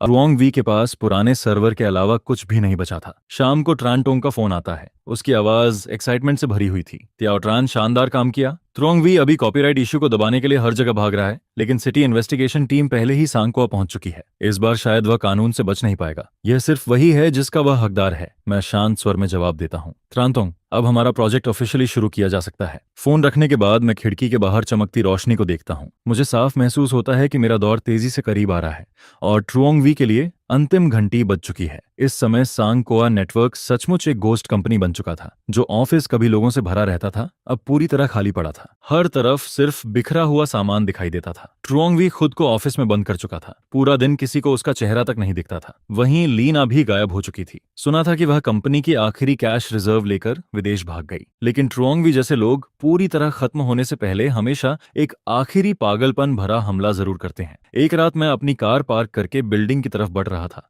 तभी एक साया अचानक पिलर के पीछे से निकलकर मेरी तरफ दौड़ता है। धुंधली रोशनी में मैं तुरंत पहचान जाता हूँ, वह ट्रुओंगवी था। उसके हाथ में एक फोल्डिंग नाइफ था और आंखों में पागलपन साफ दिखाई दे रहा था। ट्रांदा, तुमने मुझे इस हालत तक क्यों पहुंचाया? मैंने तुम्हें पैसे दिए, शेयर्स दिए, फिर भी तुमने मुझे छोड़ने से इनकार क्यों किया? जिस पर मैं बिना पीछे हटे उसकी आंखों में देखता हूँ। थ्रोंगवी, सांगकोआ को बर्बाद तुमने खुद किया है। जिस दिन तुमने लोगों की मेहनत और बोनस को खिलौना समझा, उसी दिन तुम्हारा अंत तय हो गया था। मैं जरा भी नहीं डरता, क्योंकि मुझे पता था कि इस वक्त डर दिखाना उसकी पागलपन को और बढ़ा देगा। मेरे पास अब कोई रास्ता नहीं बचा। अगर मैं खत्म हो गया तो तुम भी चैन से नहीं जी पाओगे। यह कहकर वह नाइफ लेकर मेरी तरफ झपटता है, जिस पर मैं तेजी से एक तरफ हट जाता हूँ और उसका हाथ पकड़ लेता हूँ। सालों की फिटनेस ट्रेनिंग इस वक्त काम आती है। मैं जोर से उसकी कलाई मोड़ता हूँ। नाइफ जमीन पर गिर जाता है और उसी समय पार्किंग लॉट के बाहर से पुलिस सायरन की आवाज सुनाई देती है। दरअसल मैंने पहले ही फोन का इमरजेंसी अलर्ट सिस्टम एक्टिवेट कर रखा था। कुछ ही सेकंड में पुलिस ट्रुओंग वी को जमीन पर दबोच लेती है। वह जंगली जानवर की तरह चीखता रहता है। मैं उसकी तरफ देखकर आखिरी बार कहता हूँ, ट्रुओंग वी, तुम्हारी सबसे बड़ी गलती बोनस रोकना नहीं थी। तुम्हारी सबसे बड़ी गलती ये थी कि तुमने कभी किसी इंसान की इज्जत करना सीखा ही नहीं। जिस पर पुलिस कार धीरे धीरे वहां से निकल जाती है। मैं जमीन पर गिरी कार की उठाता हूँ और बिना पीछे देखे एलिवेटर में चला जाता हूँ। तूफान खत्म हो चुका था और कल एक नई शुरुआत होने वाली थी। थानलैम टेक्नोलॉजी अब ऑफिशियली थानलैम ग्रुप बनने जा रही थी। ट्रुओंग वी की गिरफ्तारी के दूसरे दिन मैं एक बार फिर उस परिचित लेकिन अब अजनबी लगने वाली जगह पर लौटता हूँ। लेकिन इस बार मैं एम्प्लॉय नहीं था, मैं क्रेडिटर और पोटेंशियल बायर के रूप में वहां आया था। पूरा ऑफिस ऐसे बिखरा पड़ा था जैसे कोई तूफान गुजर गया हो। डॉक्यूमेंट्स हर तरफ फैले हुए थे। जो डिपार्टमेंट हेड्स कभी घमंड से चलते थे, वे अब अपनी कुर्सियों पर थके और परेशान बैठे थे। मैं सीधे ट्रुओंग वी के ऑफिस में पहुंचता हूँ। वह विशाल रेडवुड डेस्क अब भी वहीं मौजूद थी। फर्क सिर्फ इतना था कि उसका मालिक अब जेल में था। उसी समय कोर्ट स्टाफ कंपनी की फाइनेंशियल फाइल सील कर रहा था, जिस पर ट्रांटोंग मेरी तरफ देखकर कहता है, प्रारंभिक जांच के मुताबिक सांगकोआ का कर्ज उसकी एसेट्स से कहीं ज्यादा है। क्या तुम सच में इस डूबते हुए जहाज को खरीदना चाहते हो? मैं बिना हिचकिचाए जवाब देता हूँ। मुझे सिर्फ उनके सर्वर यूसेज राइट्स और उन पेटेंट लाइसेंसेस की ओनरशिप चाहिए। और जहां तक कर्ज का सवाल था, वो जांग वेई का पर्सनल मामला था। जिस पर मैं मुड़कर देखता हूँ तो कुछ पुराने एम्प्लॉयज जो अभी तक नौकरी नहीं छोड़ते हैं, दरवाजे की दरार से अंदर झांक रहे होते हैं। उनमें से कुछ वही लोग थे जो पहले मेरे बोनस कटने पर ठंडे अंदाज में मेरा मजाक उड़ाया करते थे, लेकिन अब लगभग भीख मांगती नजरों से मुझे देख रहे होते हैं। जिस पर मैं ट्रीवीत को भी दरवाजे की दरार से झांकते हुए देखता हूँ। उनमें से कई लोग पहले मेरी मुश्किलों पर हंसते थे, लेकिन अब उनकी आंखों में सिर्फ उम्मीद दिखाई देती है। जो भी यहाँ रुकना चाहता है वो श्याओ वांग के पास जाकर दोबारा इंटरव्यू दे सकता है, लेकिन पहले जैसा खुशामद करके बोनस लेने वाला दौर थानलैम टेक्नोलॉजी में अब कभी वापस नहीं आएगा। यह सुनकर उनके चेहरों पर शर्म और राहत दोनों दिखाई देती हैं, लेकिन उन्हें देखकर मुझे कोई खास संतोष फील नहीं होता, क्योंकि यह दुनिया हमेशा से इतनी ही क्रूर रही है। जब इंसान की वैल्यू खत्म हो जाती है, तब उसका सेल्फ रिस्पेक्ट भी एक लग्जरी बन जाता है। इसके बाद मैं खिड़की के पास जाकर नीचे की व्यस्त सड़क को देखता हूँ। सांखा का चमकता हुआ साइनेज बोर्ड देर सबेर जरूर हटाया जाएगा, लेकिन मेरे लिए यह सिर्फ शुरुआत थी। मेरे बिजनेस मैप को और बड़ा करने का पहला कदम, जिस पर झांग वेई द्वारा छोड़े गए उस बर्बाद साम्राज्य के अंदर अभी भी एक ऐसा सीक्रेट छिपा हुआ था जिसने मुझे भी हैरान कर दिया। और लीना जो डेटा अपने साथ लेकर गई थी, मामला उससे कहीं ज्यादा कॉम्प्लिकेटेड निकलता है जितना मैंने सोचा था। कंपनी के सर्वर अपने कंट्रोल में लेने के बाद मैं और श्याओ वांग लगातार 2 रातों तक जागते रहते हैं, जिस पर हमें पता चलता है कि लीना सिर्फ कैश लेकर नहीं भागी थी। उसने एडमिनिस्ट्रेटिव डिपार्टमेंट हेड की अथॉरिटी का इस्तेमाल करके कंपनी के बैकअप डेटाबेस की कॉपी भी जबरदस्ती निकाल ली थी। और उससे भी ज्यादा खतरनाक बात यह थी कि वह एक अधूरा military grade encryption agreement draft भी अपने साथ ले गई थी, जिस पर श्याओ वांग चिंता से कहता है, ब्रोदर, ये वह ड्राफ्ट भले ही आपने लिखा था, लेकिन अगर लीना उसे कॉम्पिटिटर्स को बेच देती है और बाद में हम पर कॉपीराइट वायलेशन का केस कर देती है, तो हम अपनी सफाई भी नहीं दे पाएंगे। जिसके जवाब में मैं शांत होकर कहता हूँ, बैठ जाओ श्याओ वांग, लीना कहीं नहीं भाग सकती। उस लेवल का एन्क्रिप्शन एग्रीमेंट मेरे अलावा कोई भी उसका कंप्लीट डिक्रिप्शन एल्गोरिदम नहीं दे सकता। उसके हाथ में मौजूद यूएसबी ड्राइव उसके लिए सिर्फ एक जलता हुआ आलू है, जिसे वह ज्यादा देर तक संभाल नहीं पाएगी। जिस पर मैं स्क्रीन पर तेजी से चलती कोड लाइंस को घूरता रहता हूँ और मन ही मन लीना के अगले कदम का अंदाजा लगाता हूँ। उस जैसी बेहद घमंडी और दिखावे की दीवानी औरत कभी भी गुमनाम रहकर गरीब जिंदगी नहीं जी सकती। तभी अचानक मेरे इनबॉक्स में एक अनामनस ईमेल आता है, जिसके अंदर एक फॉरेन कैसीनो की तस्वीर अटैच्ड होती है। तस्वीर में लीना अभी भी महंगे कपड़े पहनकर बैठी होती है, लेकिन उसके सामने बैठा आदमी मेरी भौहें सिकोड़ देता है। वह और कोई नहीं बल्कि झोजोंग था, एक बदनाम डेटा ब्रोकर जिसने व्यापारिक सीक्रेट्स खरीदकर अपनी दौलत बनाई थी। जिस पर मैं हल्की मुस्कान के साथ कहता हूँ, तो आखिरकार इसे खरीदार मिल ही गया। झांग वे जेल के अंदर सड़ रहा था, जबकि लीना बाहर बैठकर अपने पुराने मालिक को बेच रही थी। सच कहें तो दोनों एक दूसरे के लिए ही बने थे, लेकिन मैं पुलिस को तुरंत खबर नहीं करता, क्योंकि झोजोंग जैसे चालाक लोमड़ी को बिना असली वैल्यू समझे पैसा खर्च करने की आदत नहीं थी। जिस पर मैं उसे सिर्फ एक छोटा सा मैसेज भेजता हूँ, उस चीज में बैकडोर है। अगर जिंदा रहना चाहते हो तो मुझसे मिलो। इसके बाद मैं चुपचाप इंतजार करने लगता हूँ, क्योंकि यह सिर्फ डेटा वापस लेने की लड़ाई नहीं थी। मैं इस पूरे इंडस्ट्री में फैले भ्रष्ट नेटवर्क को जड़ से उखाड़ना चाहता था। अगली सुबह मैसेज पढ़ते ही झाओ झोंग बेचैन हो जाता है, जिस पर वह मुझे एक प्राइवेट क्लब में मिलने के लिए बुलाता है और खास तौर पर कहता है कि मैं अकेला आऊं। मैं समय पर वहां पहुंचता हूं। कमरे के अंदर सिगरेट का धुआं भरा हुआ होता है, जिस पर झो झोंग हंसते हुए मैत्रेय या बुद्ध जैसा चेहरा बनाकर मेरा स्वागत करता है, जबकि उसके बगल में बैठी लीना का चेहरा पहले से काफी पीला दिखाई देता है। वह मुस्कुराकर कहता है, चैन, ये तुम्हारा नाम बहुत पहले से सुन रखा है। आजकल के यंग लोग वाकई कमाल हैं। यहाँ तक कि झांग वेई जैसा चालाक आदमी भी तुम्हारे हाथों हार गया। जिसके जवाब में मैं सीधे मुद्दे पर आता हूँ। झोंग, बेकार की बातें छोड़िए। लीना के हाथ में जो चीज है उसे आप संभाल नहीं पाएंगे। यह सुनते ही लीना अचानक खड़ी हो जाती है। चैन, ये ड्रामा करना बंद करो। झोंग ने एक्सपर्ट से जांच करवाई है। थोड़ा बहुत मॉडिफिकेशन करके इसे कमर्शियल प्रोडक्ट बनाया जा सकता है। उस समय कॉपीराइट वायलेशन का आरोपी तुम बनोगे। जिस पर मैं हंसते हुए कहता हूँ, एक्सपर्ट्स? क्या वही थर्ड रेट प्रोग्रामर्स जो बेसिक कंकरेंट प्रोसेसिंग तक नहीं संभाल सकते? अगर भरोसा नहीं है तो अभी सर्वर पर इसे रन करके देख लो। यह सुनकर झोंग का चेहरा बदल जाता है, क्योंकि वह शुरू से ही थोड़ा सस्पिशियस था। जिस पर वह तुरंत अपने लोगों को प्रोग्राम रन करने का आदेश देता है। लेकिन प्रोग्राम शुरू होते ही सर्वर रूम की वार्निंग लाइट्स स्क्रीन पर पागलों की तरह फ्लैश करने लगती हैं। ये क्या हो रहा है? इसे तुरंत बंद करो। जिस पर मैं शांत स्वर में कहता हूँ, मेरी डायनामिक ऑथोराइजेशन के बिना किसी भी फोर्स्ड एग्जीक्यूशन पर सेल्फ डिस्ट्रक्ट प्रोटोकॉल एक्टिवेट हो जाता है। यह सुनते ही कमरे का माहौल पूरी तरह बदल जाता है। मैं लीना की तरफ देखता हूँ, जो अब कुर्सी पर ढह चुकी होती है। उसकी आंखों में सिर्फ निराशा बची होती है। उसका आखिरी ट्रम्प कार्ड भी मेरे सामने कागज की तरह कमजोर साबित हो जाता है। और झोंग जैसे बिजनेसमैन अच्छी तरह जानते हैं कि कब नुकसान काटकर पीछे हटना चाहिए। जिस पर वह अचानक लीना के चेहरे पर जोरदार थप्पड़ मार देता है। उसका आधा चेहरा तुरंत सूज जाता है। वह अपना चेहरा पकड़कर बैठ जाती है और एक शब्द भी बोलने की हिम्मत नहीं करती, क्योंकि झोंग का असली स्वभाव हमेशा से ऐसा ही था। वह किताब के पन्नों से भी तेज पलट जाता था। उसकी नजर में लीना अब पैसे कमाने वाली मशीन नहीं, बल्कि एक टिकिंग टाइम बॉम्ब बन चुकी थी। जिस पर वह मेरी तरफ देखकर जल्दी से कहता है, चैनजोंग, यह सब गलतफहमी है। इस औरत ने मुझे धोखा दिया। इसने कहा था कि यह टेक्नोलॉजी उसी की है। जिसके जवाब में मैं ठंडे स्वर में कहता हूँ, डेटा मैं वापस ले जाऊंगा, और जहां तक इंसान की बात है उसका फैसला कानून करेगा। फिर मैं आगे कहता हूँ, वैसे सुना है कि आप हाल ही में स्मार्ट सिटी प्रोजेक्ट की बिडिंग डॉक्यूमेंट्स के बारे में काफी जानकारी इकट्ठा कर रहे हैं। यह सुनते ही झोंग का चेहरा सफेद पड़ जाता है। उसके माथे पर पसीना आ जाता है और वह लगातार सिर हिलाने लगता है। नहीं नहीं नहीं, अब बिल्कुल नहीं। आपके रहते हमारी जैसी छोटी कंपनी कैसे सामने आने की हिम्मत करेगी? इसके बाद मैं ओरिजिनल डेटा वाली यूएसबी वापस ले लेता हूँ और झोंग की मौजूदगी में इन्वेस्टिगेशन टीम को कॉल करता हूँ। जैसे ही लीना पुलिस की आवाज सुनती है, उसका पूरा शरीर ढीला पड़ जाता है और वह जमीन पर गिर जाती है।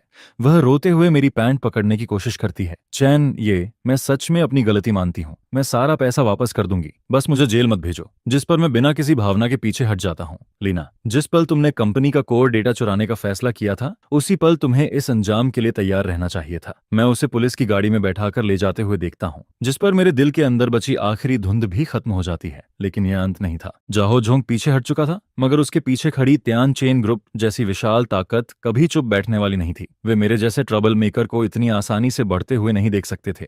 जिस पर कंपनी वापस लौटते समय झोंग का फोन आता है। उसकी आवाज में साफ चिंता सुनाई देती है। वह कहता है, टीएन चेन ग्रुप के लोग हाल ही में हमारे पार्टनर्स से लगातार संपर्क कर रहे हैं। ऐसा लग रहा है कि वे हमें एक्वायर करना चाहते हैं। लीना और झोंग का मामला खत्म होने के बाद भी मुझे राहत की सांस लेने का मौका नहीं मिलता, क्योंकि त्यान चेन ग्रुप का एक्विजिशन प्रपोजल पहले से ही मेरी डेस्क पर रखा हुआ होता है। त्यान चेन इंडस्ट्री का एक जायंट था। वे हमेशा पैसे से रास्ता बनाते थे। जो उनके साथ चलता है वह बच जाता है, और जो उनके खिलाफ जाता है वह मिटा दिया जाता है। जिस पर अब मेरे सामने त्यान चेन का इन्वेस्टमेंट डायरेक्टर बैठा हुआ था। मेरे सामने बैठी थी एक महिला जिसकी आंखें बेहद तेज और पैनी थीं। मिस्टर चेन, 200 मिलियन कैश, साथ में त्यान शेंग ग्रुप के 3% शेयर्स। यह कीमत इतनी है कि आप और आपकी पूरी टीम फाइनेंशियल फ्रीडम हासिल कर सकते हैं। ऑफर वाकई बहुत आकर्षक था, लेकिन तभी वह इन्वेस्टमेंट डायरेक्टर अपने चश्मे को ठीक करते हुए हल्की धमकी भरे लहजे में आगे कहती है, अगर आप मना करते हैं तो त्यान शेंग पूरे इंडस्ट्री रिसोर्सेज इंटीग्रेशन प्रोसेस को शुरू कर देगा। उस समय आपकी अपस्ट्रीम और डाउनस्ट्रीम सप्लाई चेन ऐसी समस्याओं का सामना करेगी जिन्हें आप रोक नहीं पाएंगे।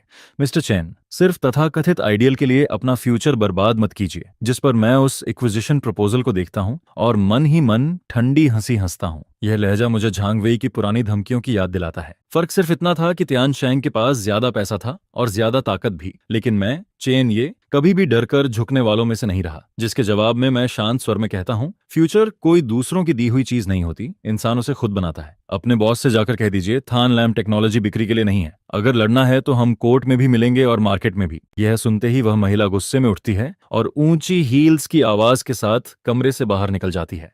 उसके जाते ही श्याओ वांग चिंता भरे चेहरे के साथ अंदर आता है, जिस पर मैं अपना कंप्यूटर चालू करता हूं और वह प्रोजेक्ट खोलता हूं जिस पर मैं पिछले कई महीनों से चुपचाप काम कर रहा था। Second generation cloud engine. यह टेक्नोलॉजी खास तौर पर इंडस्ट्री के टेक्निकल लूप होल्स को ध्यान में रखकर डेवलप की गई थी, जिस पर मैं स्क्रीन की तरफ देखते हुए कहता हूं, अगर तियानशेंग टेक्निकल मेथड्स इस्तेमाल करके मुझे ब्लॉक करना चाहता है तो मैं उन्हें दिखाऊंगा कि असली टेक्नोलॉजिकल रेवोल्यूशन किसे कहते हैं। लेकिन तियानशेंग की रिटेलिएशन मेरी उम्मीद से कहीं ज्यादा जल्दी आती है और उससे भी ज्यादा निर्दयी साबित होती है। रात के 11 बज रहे होते हैं, ऑफिस की लाइटें अभी भी जल रही होती हैं। तभी श्याओ वांग दरवाजा खोलकर अंदर आता है। उसके हाथ में अभी अभी प्रिंट हुई रिपोर्ट्स होती हैं और उसका चेहरा पूरी तरह पीला पड़ चुका होता है। ब्रदर, ये बड़ी समस्या हो गई है। 3 सर्वर सप्लायर्स जिनके साथ हमारे लॉन्ग टर्म कॉन्ट्रैक्ट्स थे, उन्होंने अभी नोटिस भेजा है। वे प्रोडक्शन एडजस्टमेंट का बहाना बनाकर हमारे ऑर्डर्स को अनिश्चित काल के लिए डिले कर रहे हैं। यह सुनकर मैं समझ जाता हूं कि मामला कितना गंभीर है, क्योंकि अनिश्चित काल की देरी का मतलब सीधे सप्लाई कट करना होता है। जिस पर मैं खिड़की के पास जाकर नीचे की सुनसान सड़क को देखता हूं। तियानशेंग पहले हमारे हार्डवेयर सप्लाई चेन का गला घोंटना चाहता है, लेकिन मामला सिर्फ यहीं तक सीमित नहीं था। उन्होंने कई बड़े क्लाउड सर्विस प्लेटफॉर्म्स से भी संपर्क किया था। उनका उद्देश्य हमारे एप्लीकेशन को ऐप स्टोर से हटवाना था। वे थान लैम्प टेक्नोलॉजी को एक ऐसे वीरान द्वीप में बदलना चाहते थे जहां टेक्नोलॉजी तो हो, लेकिन उसे डिप्लॉय करने का कोई रास्ता न बचे। डायरेक्टर शांग ने वाकई बहुत तेजी से चाल चली है। जिस पर मैं श्याओ वांग से कहता हूं, कल से सभी लोग वर्क फ्रॉम होम करेंगे। कंपनी के सभी टेस्टिंग सर्वर तुरंत इंटरनल नेटवर्क में शिफ्ट कर दो। इसके बाद मैं उन सप्लायर्स की लिस्ट देखता हूं जिन्होंने अचानक पलटी मारी थी। लेकिन हैरानी की बात यह थी कि मुझे ज्यादा गुस्सा नहीं आता, बल्कि मेरे अंदर एक हंटर जैसी शांति पैदा होती है, क्योंकि जब शिकारी अपने शिकार को जाल में फंसा हुआ समझता है, तभी वह सबसे बड़ी गलती करता है। वे सोचते थे कि कैपिटल के दम पर सप्लाई चेन पर मोनोपोली बना सकते हैं, लेकिन वे एक बात भूल गए थे। आज के डेटा ड्रिवन एरा में हार्डवेयर सिर्फ एक कैरियर है, असली ताकत डेटा और एल्गोरिदम्स में होती है। जिस पर श्याओ वांग परेशान होकर कहता है, लेकिन ब्रदर, ये इन सर्वर्स के बिना हमारा सेकंड जनरेशन इंजन टेस्ट कैसे होगा? जिसके जवाब में मैं मुस्कुराता हूं। किसने कहा कि हमें उनके सर्वर्स इस्तेमाल करने हैं? अगर वे अंत तक खेलना चाहते हैं तो मैं भी तैयार हूं। 3 साल पहले ही मैंने ऐसी एक्सट्रीम सिचुएशंस के लिए बैकअप प्लान तैयार कर लिया था। तियानशेंग सोचता है कि पानी का स्रोत बंद करके मुझे प्यासा मार देगा, लेकिन उन्हें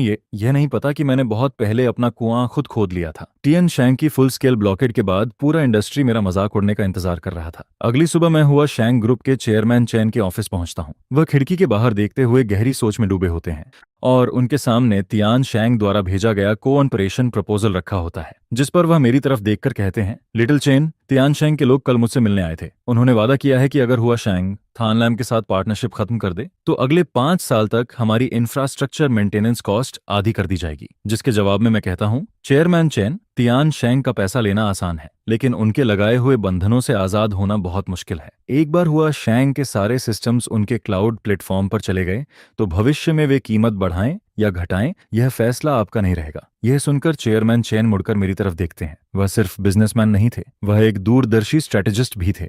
वह सोच रहे थे कि सामने दिखाई देने वाले छोटे फायदे को चुना जाए या उस भविष्य को जो पूरे इंडस्ट्री के रूल्स बदल सकता है। कुछ देर चुप रहने के बाद वह पूछते हैं, लिटिल चेन, सच सच बताओ, तियानशेंग ने तुम्हारी हार्डवेयर सप्लाई काट दी है, अब तुम उनके खिलाफ लड़ोगे कैसे? जिस पर मैं बिना झिझक जवाब देता हूं, मुझे उनके हार्डवेयर की जरूरत ही नहीं है। हुआ शैंग की पूरे देश में 3000 से ज्यादा ब्रांचेस हैं। हर ब्रांच के पास अनयूज्ड कंप्यूटिंग रिसोर्सेज मौजूद हैं। अगर आप ऑथोराइजेशन दे दें तो मैं इन सभी रिसोर्सेज को जोड़कर एक ऐसा डिस्ट्रीब्यूटेड कंप्यूटिंग नेटवर्क बना सकता हूं जो तियानशेंग से भी ज्यादा पावरफुल होगा। यह सुनते ही चेयरमैन चेन की आंखें चमक उठती हैं, क्योंकि वह समझ चुके थे कि इसका मतलब क्या है। यह सिर्फ कॉस्ट रिडक्शन नहीं था, यह हुआ शैंग को बड़े कॉरपोरेशंस पर निर्भरता से पूरी तरह आजाद कर सकता था।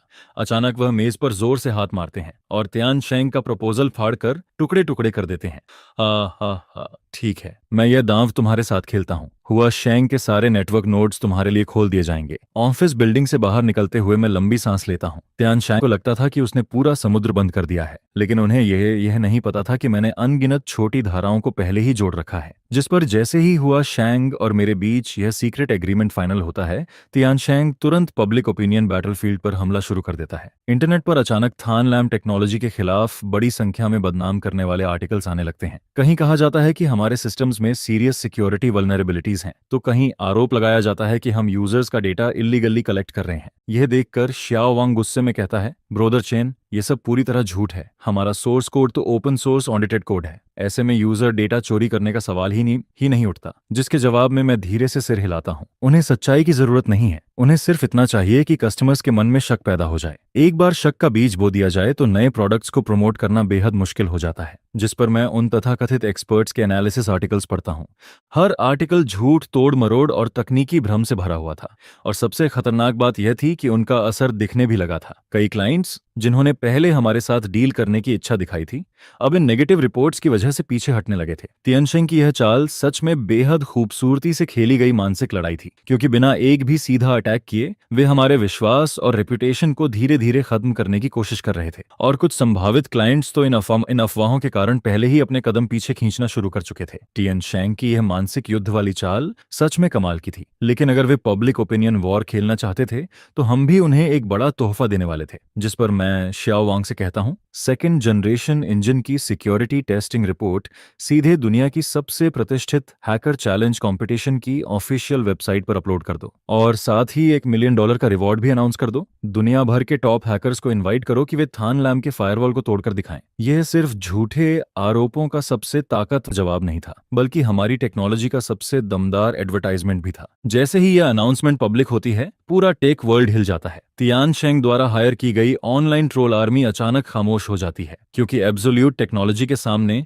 हर अफवाह और हर झूठ कमजोर पड़ जाता है। जिस पर जब पूरी दुनिया इस चैलेंज की तरफ ध्यान दे रही होती है, तब मेरी नजर एक दूसरे डेटा सेट पर टिकी हुई होती है। वह था तियानशेंग ग्रुप के कोर प्रोडक्ट्स का यूजर लॉस डेटा, क्योंकि सेकंड जनरेशन इंजन की कंपैटिबिलिटी टेक्नोलॉजी के कारण उनके कई सिस्टम्स अस्थिर होने लगे थे। और सबसे दिलचस्प बात यह थी कि तियानशेंग अंदर से भी उतना मजबूत नहीं था जितना बाहर से दिखाई देता था। थानलैम टेक्नोलॉजी के खिलाफ आधे महीने तक चले ब्लॉकेट के दौरान वे हमें निगल तो नहीं पाए, लेकिन जरूरत से ज्यादा रिसोर्सेज खर्च करने की वजह से उनका खुद का कोर बिजनेस ग्रोथ रुकने लगा था। इसी दौरान तियानशेंग के अंदर मौजूद मेरे एक पुराने दोस्त ने मुझे एक मैसेज भेजा। उसने बताया कि उनके इन्वेस्टमेंट डायरेक्टर और टेक्निकल डायरेक्टर के बीच जबरदस्त लड़ाई चल रही है। एक छोटी सी कंपनी को दबाने के लिए हमने कितने रिसोर्सेज और कनेक्शंस इस्तेमाल किए, और नतीजा क्या निकला? हुआ शेंग न सिर्फ हमारे हाथ से निकल गया, बल्कि हमारे कई बड़े क्लाइंट्स भी अपने साथ ले गया। जिस पर दूसरा व्यक्ति गुस्से में जवाब देता है, ये सब तुम्हारे टेक्निकल डिपार्टमेंट की नाकामी है। एक छोटी कंपनी के कंप्यूटिंग नेटवर्क को भी नहीं रोक पाए और यहाँ बजट मांगने चले आते हो। ये सुनकर मेरे चेहरे पर हल्की मुस्कान आ जाती है, क्योंकि यही वह नतीजा था जिसका मैं इंतजार कर रहा था। बड़े कॉर्पोरेशंस को बाहर से आने वाला खतरा उतना नहीं डराता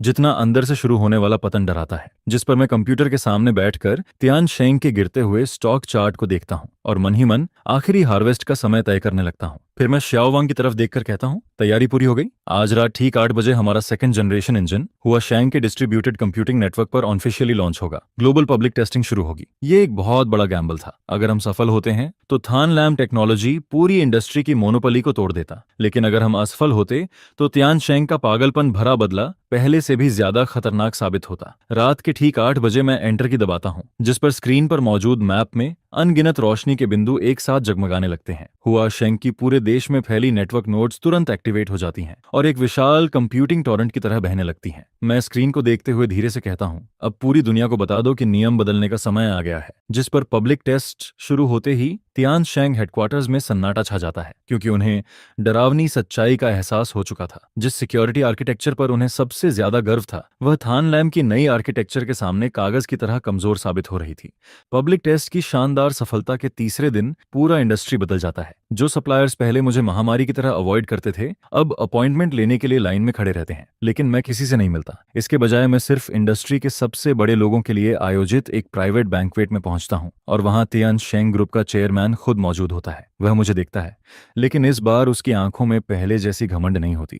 उसकी जगह एक प्रतिद्वंद्वी के लिए सम्मान और छिपी हुई चिंता दिखाई देती है। जिस पर वह मुस्कुराकर कहता है, मिस्टर चेन, नई लहर हमेशा पुरानी लहर को पीछे छोड़ देती है। पहले हमारे लोगों ने आपको कम आंका था, क्यों ना हम दोनों बैठकर एक गहरी स्ट्रैटेजिक पार्टनरशिप पर बात करें। जिसके जवाब में मैं शांत स्वर में कहता हूं, कोऑपरेशन हो सकता है, लेकिन पहले तियानशेंग को पब्लिक अपॉलॉजी जारी करनी होगी। और पिछले दिनों थान लैम टेक्नोलॉजी की ब्रांड रेप्यूटेशन को जो नुकसान पहुंचाया गया है, उसकी कंपेंसेशन भी देनी होगी। यह सुनते ही चेयरमैन के चेहरे की मांसपेशियां हल्के से फड़क जाती हैं, क्योंकि उसके लिए यह मांग पूरे इंडस्ट्री के सामने खुद को थप्पड़ मारने जैसी थी। लेकिन वह यह भी देख रहा था कि मंच के नीचे मौजूद लगभग सभी पार्टनर्स अब मेरे आसपास इकट्ठा हो चुके थे। उसके पास बार्गेनिंग चिप्स लगभग खत्म हो चुके थे, जिस पर मैं आगे कहता हूं, बेशक आप मना भी कर सकते हैं, लेकिन मैंने सुना है कि तियानशेंग के कई कोर टेक्निकल एक्सपर्ट्स हमारी नई आर्किटेक्चर में काफी इंटरेस्ट दिखा रहे हैं। उन्होंने तो रिज्यूम सबमिट करना भी शुरू कर दिया है। यही असली बॉटम एक्सट्रैक्शन होता है। मैं सिर्फ आपके क्लाइंट्स नहीं छीनूंगा, मैं आपकी जड़ें भी निकाल दूंगा। यह सुनते ही चेयरमैन कुछ सेकंड तक चुप रहता है, फिर अंत में भारी आवाज में कहता है, मैं सहमत हूं। जिस पर मैं अपना वाइन ग्लास उठाकर एक छोटा सा सिप लेता हूं। यह लड़ाई मैं जीत चुका था, लेकिन मैं अच्छी तरह जानता था कि यह सिर्फ शुरुआत है। तियानशेंग का झुकना अस्थायी था, और अंधेरे में शायद इससे भी बड़ी कोई ताकत मौजूद थी, जो चुपचाप थान लैम टेक्नोलॉजी पर नजर रखे हुए थी। इसके बाद मैं बैंक्वेट हॉल से बाहर निकलता हूँ। रात की ठंडी हवा मेरे चेहरे से टकराती है। तभी मेरे फोन पर एक मैसेज आता है, एक अजनबी नंबर से। उसमें सिर्फ 4 शब्द लिखे होते हैं, पीछे से सावधान रहो। पार्टी का शोर अब भी मेरे कानों में गूंज रहा होता है, लेकिन मेरी नजर उस मैसेज पर टिक जाती है। मेरी उंगलियां काफी देर तक स्क्रीन पर रुकी रहती हैं, क्योंकि यह नंबर कई लेयर्स के रिले प्रोटेक्शन से होकर आया था। इसे ट्रेस करना लगभग असंभव था। जिस पर मैं खिड़की के पास जाकर पर्दा हटाता हूं और नीचे गुजरती गाड़ियों की रोशनी को देखता हूं, और पहली बार मुझे फील होता है कि इस कमर्शियल वॉर के गहरे पानी में कोई अदृश्य नजर लगातार मुझे देख रही है। मैं ये बात शाओवांग को नहीं बताता, क्योंकि मैं उसे बेवजह डराना नहीं चाहता था। इसके बाद मैं कंप्यूटर खोलकर पिछले 3 सालों में तियानशेंग ग्रुप की ओनरशिप स्ट्रक्चर में हुए बदलावों की जांच करने लगता हूं। तियानशेंग भले ही इंडस्ट्री जायंट था, लेकिन उसके पीछे की कैपिटल स्ट्रक्चर बेहद जटिल थी। कई फॉरेन इन्वेस्टमेंट फंड्स की परछाइयां बार बार दिखाई देती थीं, जिस पर मैं सोचता हूं, जेंग वेई, लीना और चेयरमैन चेन जैसे लोग शायद सिर्फ मोहरे थे। तियानशेंग हमें सिर्फ मार्केट शेयर के लिए निगलना नहीं चाहता था, इसके पीछे कोई और भी गहरा मकसद छिपा हुआ था। इसी दौरान अचानक सेकंड जनरेशन इंजन के बैकएंड से एक इमरजेंसी अलर्ट आता है। किसी ने एक ऐसे प्रोटोकॉल इंटरफेस के जरिए इंट्रूजन अटेम्प्ट शुरू किया था जिसे मैंने पहले कभी नहीं देखा था, और उनका लक्ष्य था हुआ शेंग नेटवर्क नोड्स का ऑपरेशनल डेटा बड़े पैमाने पर चुराना। मैं कुछ सेकंड तक लॉग्स को देखता हूं, फिर तुरंत समझ जाता हूं, यह तियानशेंग का काम नहीं है। यह हमला किसी प्रोफेशनल ओवरसीज टीम जैसा लगता है, जिस पर मैं तेजी से कीबोर्ड पर टाइपिंग शुरू कर देता हूं और सिस्टम में कई नई इलेक्ट्रॉनिक फायरवॉल लेयर्स जोड़ देता हूं। अब मुझे पूरी तरह यकीन हो चुका था, मेरी मौजूदगी ने सिर्फ तियानशेंग के हितों को नहीं छेड़ा था, बल्कि इंडस्ट्री के पीछे छिपे कुछ असली खतरनाक लोगों को भी जगा दिया था। शायद वह एनोनिमस मैसेज मजाक नहीं था, बल्कि देर से पहुंची हुई एक चेतावनी थी। अगली सुबह तय समय पर तियानशेंग ग्रुप का ऑफिशियल अपॉलॉजी लेटर जारी हो जाता है और इंडस्ट्री के बड़े पोर्टल्स की होम पेज पर प्रोमिनेंटली दिखाई देता है।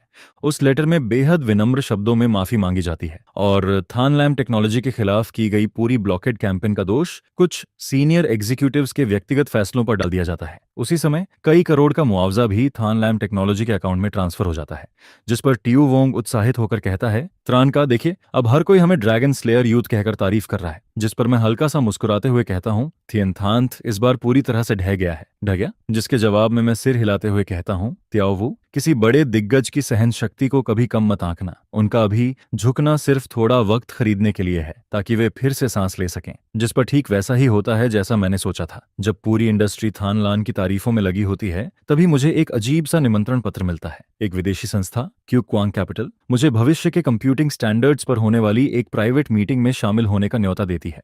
यह देखकर मैं तुरंत इस ऑर्गेनाइजेशन की जांच करता हूं, लेकिन इसकी असली पृष्ठभूमि का अंदाजा लगाना लगभग नामुमकिन होता है। कई मल्टीनेशनल कॉर्पोरेशंस के पीछे भी इन्हीं की छाया दिखाई देती है, जिस पर मुझे धुंधला सा एहसास होने लगता है कि जिसने मुझे पहले वार्निंग मैसेज भेजा था, शायद वह भी इसी सर्कल का हिस्सा है। इसके बाद मैं TUVOURG से कहता हूँ, मेरे लिए HAITHAND की एक फ्लाइट बुक कर दो। फिर मैं हंसते हुए कहता हूँ, जब उन्होंने स्टेज तैयार ही कर दिया है, तो अगर मैं यह ड्रामा परफॉर्म न करूं तो यह उनकी बेइज्जती होगी। जाने से पहले मैं खास तौर पर डिटेंशन सेंटर पहुंचता हूं। मैं झांग वेई से मिलना चाहता हूं, वही आदमी जिसने कभी सिर्फ 6,800 युआन में मुझे बर्बाद करने की कोशिश की थी। अब शायद वही अकेला इंसान है जो मुझे बता सकता है कि थियनथान के पीछे आखिर कौन खड़ा है। जिस पर मोटे बुलेट प्रूफ ग्लास के आर पार मेरी मुलाकात झांग वेई से होती है। वह प्रिजन यूनिफॉर्म पहने बैठा होता है। उसका शरीर पहले से काफी दुबला हो चुका था और उसकी आंखों में पहले वाली चालाक चमक भी गायब हो गई थी। वहां अब सिर्फ ठहरे हुए पानी जैसी शांति बची थी। जैसे ही वह मुझे देखता है, उसके होंठों पर एक अजीब सी मुस्कान आ जाती है। ट्रांथान, आखिरकार तुम आ ही गए। क्या तुम मेरा मजाक उड़ाने आए हो या फिर वही सवाल पूछने आए हो? जिस पर मैं सीधे कहता हूँ, तुम्हें क्या लगता है, शेंग के तो सिर्फ शुरुआत था और थियन थान भी सिर्फ एक पर्दा था। असली इंसान कौन है जो तुम्हारे पीछे खड़ा है? यह सुनकर झांग वेई काफी देर तक चुप बैठा रहता है। उसकी उंगलियां अनजाने में टेबल पर घूमती रहती हैं। फिर वह थोड़ा झुककर बेहद धीमी आवाज में बोलता है, जैसे किसी खतरनाक ताकत को जगाने से डर रहा हो। मैं सिर्फ इतना जानता हूं कि वे खुद को इन्वेडर्स कहते हैं। वे पैसा देते हैं, रिसोर्सेज देते हैं, लेकिन उनका मकसद सिर्फ एक है, जो भी टेक्नोलॉजी उनके आदेश नहीं मानती उसे पूरी तरह गायब कर देना। यह सुनते ही मेरा दिल जोर से धड़कने लगता है। झांग वेई की बातें भले ही अविश्वसनीय लग रही थीं, लेकिन उसकी आंखों में मौजूद डर बिल्कुल रियल था। जिस पर वह फिर कहता है, त्रानथान, भाग जाओ। तुम जितने ज्यादा मशहूर होते जाओगे, वे उतनी ही ज्यादा नजर तुम पर रखेंगे। मैं तुरंत पूछता हूँ, और लीना, क्या वह भी भाग गई? जिस पर झांग वेई कड़वी हंसी के साथ कहता है, वह इनाम लेने गई है और साथ ही नए आदेश लेने भी। यह सुनकर मेरे मन पर जैसे एक भारी पत्थर आकर बैठ जाता है। साफ था कि लीना ने अभी तक हार नहीं मानी थी और अब उसके पीछे पहले से कहीं ज्यादा ताकतवर सपोर्ट मौजूद था। अब यह लड़ाई सिर्फ बिजनेस कंपटीशन नहीं रह गई थी, यह धीरे धीरे एक अजीब सर्वाइवल वॉर में बदलती जा रही थी। इसके बाद मैं हाईतान पहुंचता हूं। समुद्र की नमकीन हवा चेहरे से टकराती रहती है। कुक क्वांग कैपिटल की प्राइवेट मीटिंग एक लग्जरी होटल की सबसे ऊपरी मंजिल पर आयोजित होती है। वहां कुल मिलाकर 10 से भी कम लोग मौजूद थे। जैसे ही मैं मीटिंग रूम में प्रवेश करता हूं, सभी की नजरें मेरी तरफ मुड़ जाती हैं। बीच में एक ब्लॉन्ड हेयर और ब्लू आईज वाला आदमी बैठा होता है। वह बेहद साफ चाइनीज लैंग्वेज बोलता है। मिस्टर ट्रान, आपका सेकंड जनरेशन इंजन बहुत शानदार है, लेकिन आपको समझना चाहिए कि इस स्तर की टेक्नोलॉजी किसी प्राइवेट कंपनी के हाथ में नहीं होनी चाहिए। जिस पर मैं तुरंत पूछता हूं, तो फिर किसके हाथ में होनी चाहिए? सीईओ क्वांग कैपिटल के। यह सुनकर वह एग्जीक्यूटिव हल्का सा मुस्कुराता है और मेरे सामने एक फाइल सरका देता है। मैं उसे खोलकर देखता हूं और पाता हूं कि वह एक्विजिशन कॉन्ट्रैक्ट नहीं, बल्कि एक टेक्निकल ट्रस्टीशिप एग्रीमेंट था। उसमें लिखा होता है कि थान लान टेक्नोलॉजी को अपना कोर सोर्स कोड क्यू क्वांग कैपिटल द्वारा निर्धारित क्लाउड सर्वर पर अपलोड करना होगा, ताकि वे ग्लोबल सिक्योरिटी मॉनिटरिंग और प्रमोशन संभाल सकें। जिस पर मैं मन ही मन सोचता हूं, यह सीधे सीधे डकैती नहीं तो और क्या है। उसी समय मीटिंग रूम का साइड डोर खुलता है और एक परिचित चेहरा अंदर आता है। वह लीना थी। वह अब एक बेहद महंगे बिजनेस सूट में दिखाई देती है।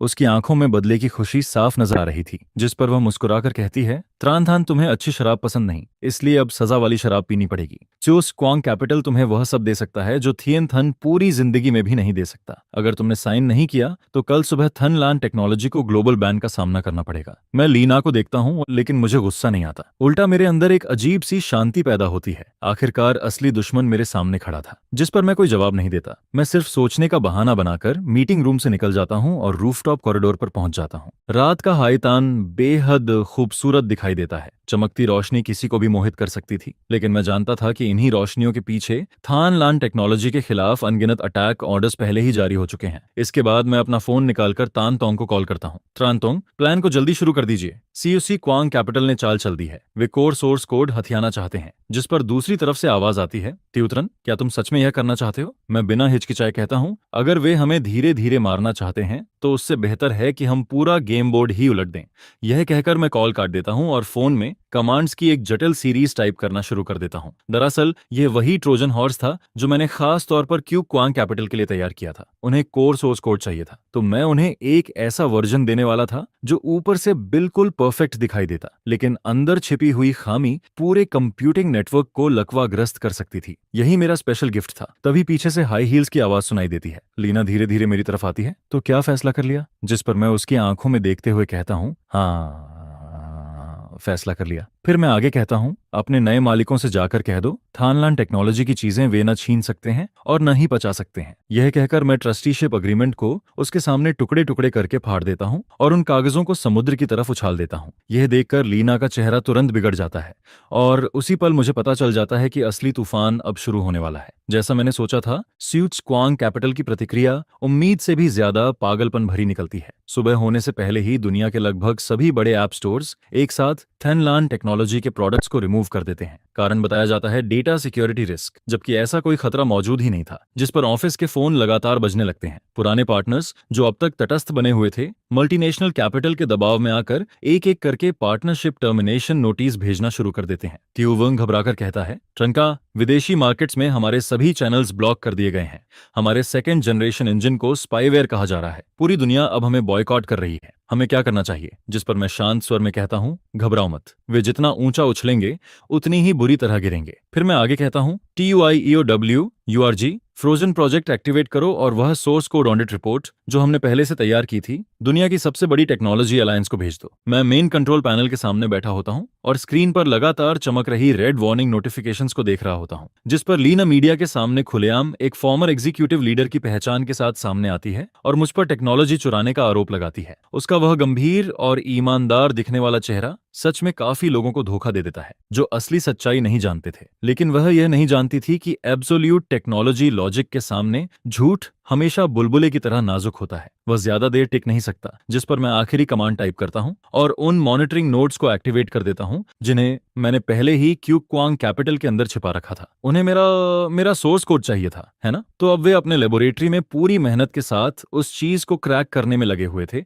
जिसे मैंने जानबूझकर उनके लिए छोड़ा था। सुबह की पहली किरण ऑफिस की खिड़की से अंदर आती है। यह देखकर मुझे पता चल जाता है कि अब काउंटर अटैक का समय आ चुका है। ये लड़ाई सिर्फ थान लान टेक्नोलॉजी के लिए नहीं थी, ये साबित करने के लिए भी थी कि टेक्नोलॉजी को कभी भी मोनोपोली कैपिटल का खिलौना नहीं बनना चाहिए। उधर सीयूसी क्वांग कैपिटल की लेबोरेटरी में टॉप लेवल हैकर्स का एक ग्रुप जश्न मना रहा होता है। उन्हें लगता है कि उन्होंने मेरी सिक्योरिटी ट्रैप को पार कर लिया है और सेकंड जनरेशन इंजन का कोर एल्गोरिदम हासिल कर लिया है। जिस पर लीना एक तरफ खड़ी मुस्कुरा रही होती है, जैसे उसने पहले ही मुझे घुटनों पर गिरकर भीख मांगते हुए देख लिया हो। फिर वह घमंड से कहती है, त्रानथान अभी भी बहुत जवान है, इस सोर्स कोड को हमारे ग्लोबल फाइनेंशियल सेटलमेंट सिस्टम में इंटीग्रेट कर दो। आज के बाद ग्लोबल कंप्यूटिंग रूल्स हम लिखेंगे। जिस पर जैसे ही वे इंटीग्रेशन बटन दबाते हैं, मेरे ऑफिस की मॉनिटरिंग स्क्रीन पर सुनहरे रंग की अनगिनत लाइंस चमकने लगती हैं। मैं आराम से अपनी कॉफी उठाता हूं और धीरे से कहता हूं, काउंटडाउन शुरू हो गया, 3, 2, 1। अगले ही पल क्यूक क्वांग कैपिटल का पूरा ग्लोबल सिस्टम एक डेड लूप में फंस जाता है, जिस पर मेरे द्वारा सोर्स कोड के अंदर छिपाया गया लॉजिक बॉम्ब आधिकारिक रूप से एक्टिवेट हो जाता है। वह किसी डेटा को डिस्ट्रॉय नहीं करता, लेकिन एक मिरर की तरह काम करता है। वह क्यूक क्वांग कैपिटल के सारे राज दुनिया के सामने उजागर करना शुरू कर देता है। उनके टेक्निकल लूप होल्स का फायदा उठाकर किए गए इलीगल प्रॉफिट्स, मार्केट मैनिपुलेशन और तमाम गुप्त रिकॉर्ड्स एक साथ दुनिया के सभी बड़े मीडिया प्लेटफॉर्म्स के होम पेज पर लाइव ब्रॉडकास्ट होने लगते हैं। यह देखकर वहां अफरा तफरी मच जाती है। यह क्या हो रहा है? स्क्रीन बंद क्यों नहीं हो रही? जल्दी किसी को बुलाओ। लेकिन यह सब बेकार था, क्योंकि यह डिसेंट्रलाइज्ड कंप्यूटिंग नेटवर्क पर आधारित फोरसेट ब्रॉडकास्ट था। जब तक पूरी ग्लोबल नेटवर्क इंफ्रास्ट्रक्चर बंद नहीं होती, तब तक कोई भी इस सच्चाई को फैलने से नहीं रोक सकता था। जिस पर जब पूरी दुनिया उन रिकॉर्ड्स को देखती है तो हर कोई सन्न रह जाता है। थानलान टेक्नोलॉजी के खिलाफ चल रही ग्लोबल सीज अचानक पलट जाती है और पूरी दुनिया के सामने क्यूक क्वांग कैपिटल के खिलाफ ट्रायल शुरू हो जाता है। फिर कुछ ही समय में सीयूक क्वांग कैपिटल पूरी तरह ढह जाता है। ठोस सबूतों के सामने मल्टीनेशनल इन्वेस्टिगेशन टीम्स तेजी से एक्शन लेना शुरू कर देती हैं। उनके सीनियर एग्जीक्यूटिव्स एक एक करके भागने लगते हैं। जहां तक लीना की बात थी, वह औरत जिसने 2 बार मुझे धोखा दिया और हमेशा मुझे अपने पैरों तले कुचलना चाहती थी, इस समय मूसलाधार बारिश में एक भारी सूटकेस लेकर पोर्ट पर भाग रही होती है। वह पागलों की तरह किसी भागने वाली बोट को ढूंढ रही थी, जिस पर मैं एक काला अम्ब्रेला लेकर चुपचाप उस एग्जिट पर खड़ा होता हूं, जो पोर्ट की तरफ जाने वाला एकमात्र रास्ता था। बारिश का पानी अम्ब्रेला के हैंडल से नीचे बहता रहता है, जैसे इस शहर के सारे दाग धो रहा हो। यह देखकर लीना घबरा जाती है। त्रानथान, मुझे छोड़ दो, मैं भी मजबूर थी। झांगवेई ने मजबूर किया था, कुक क्वांग कैपिटल ने मजबूर किया था। इस सूटकेस में बहुत पैसा है, सारे डॉलर्स तुम्हें दे दूंगी। जिस पर मैं शांत स्वर में कहता हूं, लीना, अब तक भी तुम नहीं समझी। दुनिया में कुछ चीजें ऐसी होती हैं जिन्हें पैसा कभी नहीं खरीद सकता, जैसे लियांगजी और जैसे वह सेल्फ रिस्पेक्ट जिसे तुमने बहुत पहले बेच दिया था। दूर से पुलिस सायरन्स की आवाज लगातार करीब आती रहती है, जिस पर लीना की टांगों में ताकत खत्म हो जाती है और वह कीचड़ में बैठ जाती है। उसका सूटकेस पलट जाता है और अंदर भरे नोट बारिश में भीगकर चारों तरफ बिखर जाते हैं। वह दृश्य इतना हास्यास्पद और व्यंग्यपूर्ण लगता है कि शब्द भी कम पड़ जाएं। फिर वह मेरी तरफ देखती है। इस बार उसकी आंखों में पहली बार असली डर और हड्डियों तक पहुंच जाने वाला पछतावा दिखाई देता है।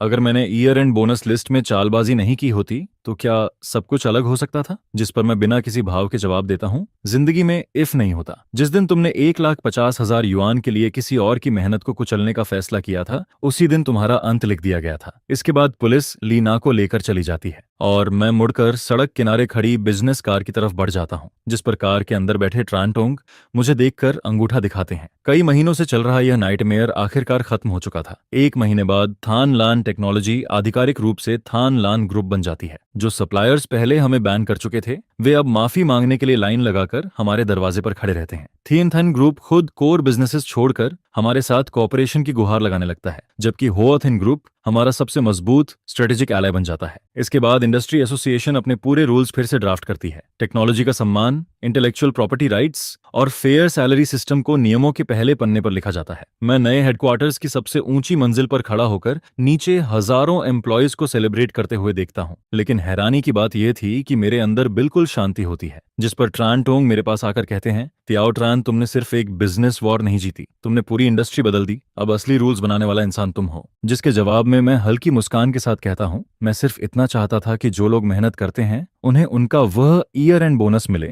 जिसके वे सच में हकदार हैं। उसी समय TUIA VURG उत्साह से भागता हुआ आता है और मेरे हाथ में फाइनेंशियल रिपोर्ट थमा देता है। ट्रान का इस साल का बोनस प्लान फाइनल हो गया है। पूरी कंपनी में सबसे कम बोनस भी 1,50,000 युआन होगा। यह सुनकर मैं संतुष्टि से सिर हिलाता हूँ। अच्छा है, सबको बता दो, जब तक थान लान मौजूद है मेहनत करने वालों को कभी निराश नहीं किया जाएगा। सूरज की रोशनी पूरे ऑफिस में फैल जाती है, जिस पर मेरी नजर दीवार पर टंगी उस स्क्रीनशॉट पर जाती है जिसमें पहला 6,800 युआन ट्रांसफर दिखाई देता है। वह सिर्फ एक ट्रांजैक्शन नहीं था, वह मेरी शुरुआत थी, और वह हमेशा मुझे याद दिलाने वाली चेतावनी भी थी। कहानी के आखिर में मैं फिर उसी जगह लौटता हूँ जहां से सब कुछ शुरू हुआ था। वही होटल, वही प्राइवेट रूम, यहाँ तक कि टेबल पर रखे हुए व्यंजन भी लगभग पहले जैसे ही थे। फर्क सिर्फ इतना था कि इस बार मेन सीट पर मैं बैठा था और मेरे आसपास इंडस्ट्री के 100 सबसे प्रभावशाली लीडर्स बैठे हुए थे। पूरी पार्टी में हंसी मजाक और बातचीत चल रही होती है। पहले वाली असहज खामोशी अब कहीं दिखाई नहीं देती, जिस पर ट्रान टोंग अपना ग्लास उठाते हैं और मुस्कुराते हुए मेरी तरफ देखते हैं। ट्रान टोंग, अगले 10 अरब युआन वाले कंप्यूटिंग सेंटर प्रोजेक्ट की पूरी जिम्मेदारी अब आप पर है। मैं सबकी तरफ देखकर मुस्कुराते हुए कहता हूँ, आप लोग चिंता मत कीजिए, जब तक ट्रान थान यहाँ मौजूद है आप सबकी समस्या मेरी अपनी समस्या है। जिस पर पूरे हॉल में तालियों की आवाज गूंज उठती है। पार्टी अपने चरम पर पहुंच चुकी होती है। इसके बाद मैं वॉशरूम जाने का बहाना बनाता हूँ और अकेले होटल के एंट्रेंस की तरफ निकल आता हूँ। रात की ठंडी हवा धीरे धीरे चेहरे से टकराती है। सामने पूरा सिटी चमकती रोशनियों से जगमगा रहा होता है, जिस पर मैं अपना फोन निकालता हूँ और उस पुराने चैट ग्रुप को खोलता हूँ जिस पर काफी समय से धूल जम चुकी थी। लेकिन अब उस ग्रुप में लीना और झांग वेई का कोई नामो निशान नहीं बचा था। उनकी जगह अब जोश और सपनों से भरे युवा लोग मौजूद थे। वे लगातार मैसेजेस भेज रहे होते हैं और नए साल में होने वाले टेक्नोलॉजी ब्रेक थ्रूज को लेकर उत्साह के साथ चर्चा कर रहे होते हैं। यह देखकर मेरे चेहरे पर अनजाने में एक मुस्कान आ जाती है। फिर मैं फोन बंद कर देता हूँ और गहरी सांस लेते हुए ताजी हवा को अपने अंदर भर लेता हूँ। एक समय था जब मैं सिर्फ एक साधारण एम्प्लॉई था जिसे साल के अंत में सिर्फ 6,800 युआन का बोनस मिला था, और आज मैं उस इंसान के रूप में खड़ा था जिसके हाथों में पूरी इंडस्ट्री की लाइफलाइन मौजूद थी। इस लंबे सफर में मैंने बहुत दूर तक रास्ता तय किया था, और उससे भी ज्यादा मैंने इंसानों और इस दुनिया की सच्चाई को करीब से देखा था, जिस पर मैं धीरे से मुड़ता हूँ और लंबे कदमों के साथ फिर से उस चहल पहल भरे बैंक्वेट हॉल की तरफ बढ़ने लगता हूँ। फिर जैसे ही मैं दरवाजा खोलता हूँ, चमकदार रोशनियां मेरी आंखों के सामने फैल जाती हैं। उसी पल गूंजती हुई तालियों की आवाज पूरे हॉल में बिजली की गड़गड़ाहट की तरह फैल जाती है, और यहीं इस पल के साथ मेरी कहानी एक नए अध्याय की तरफ बढ़ती है।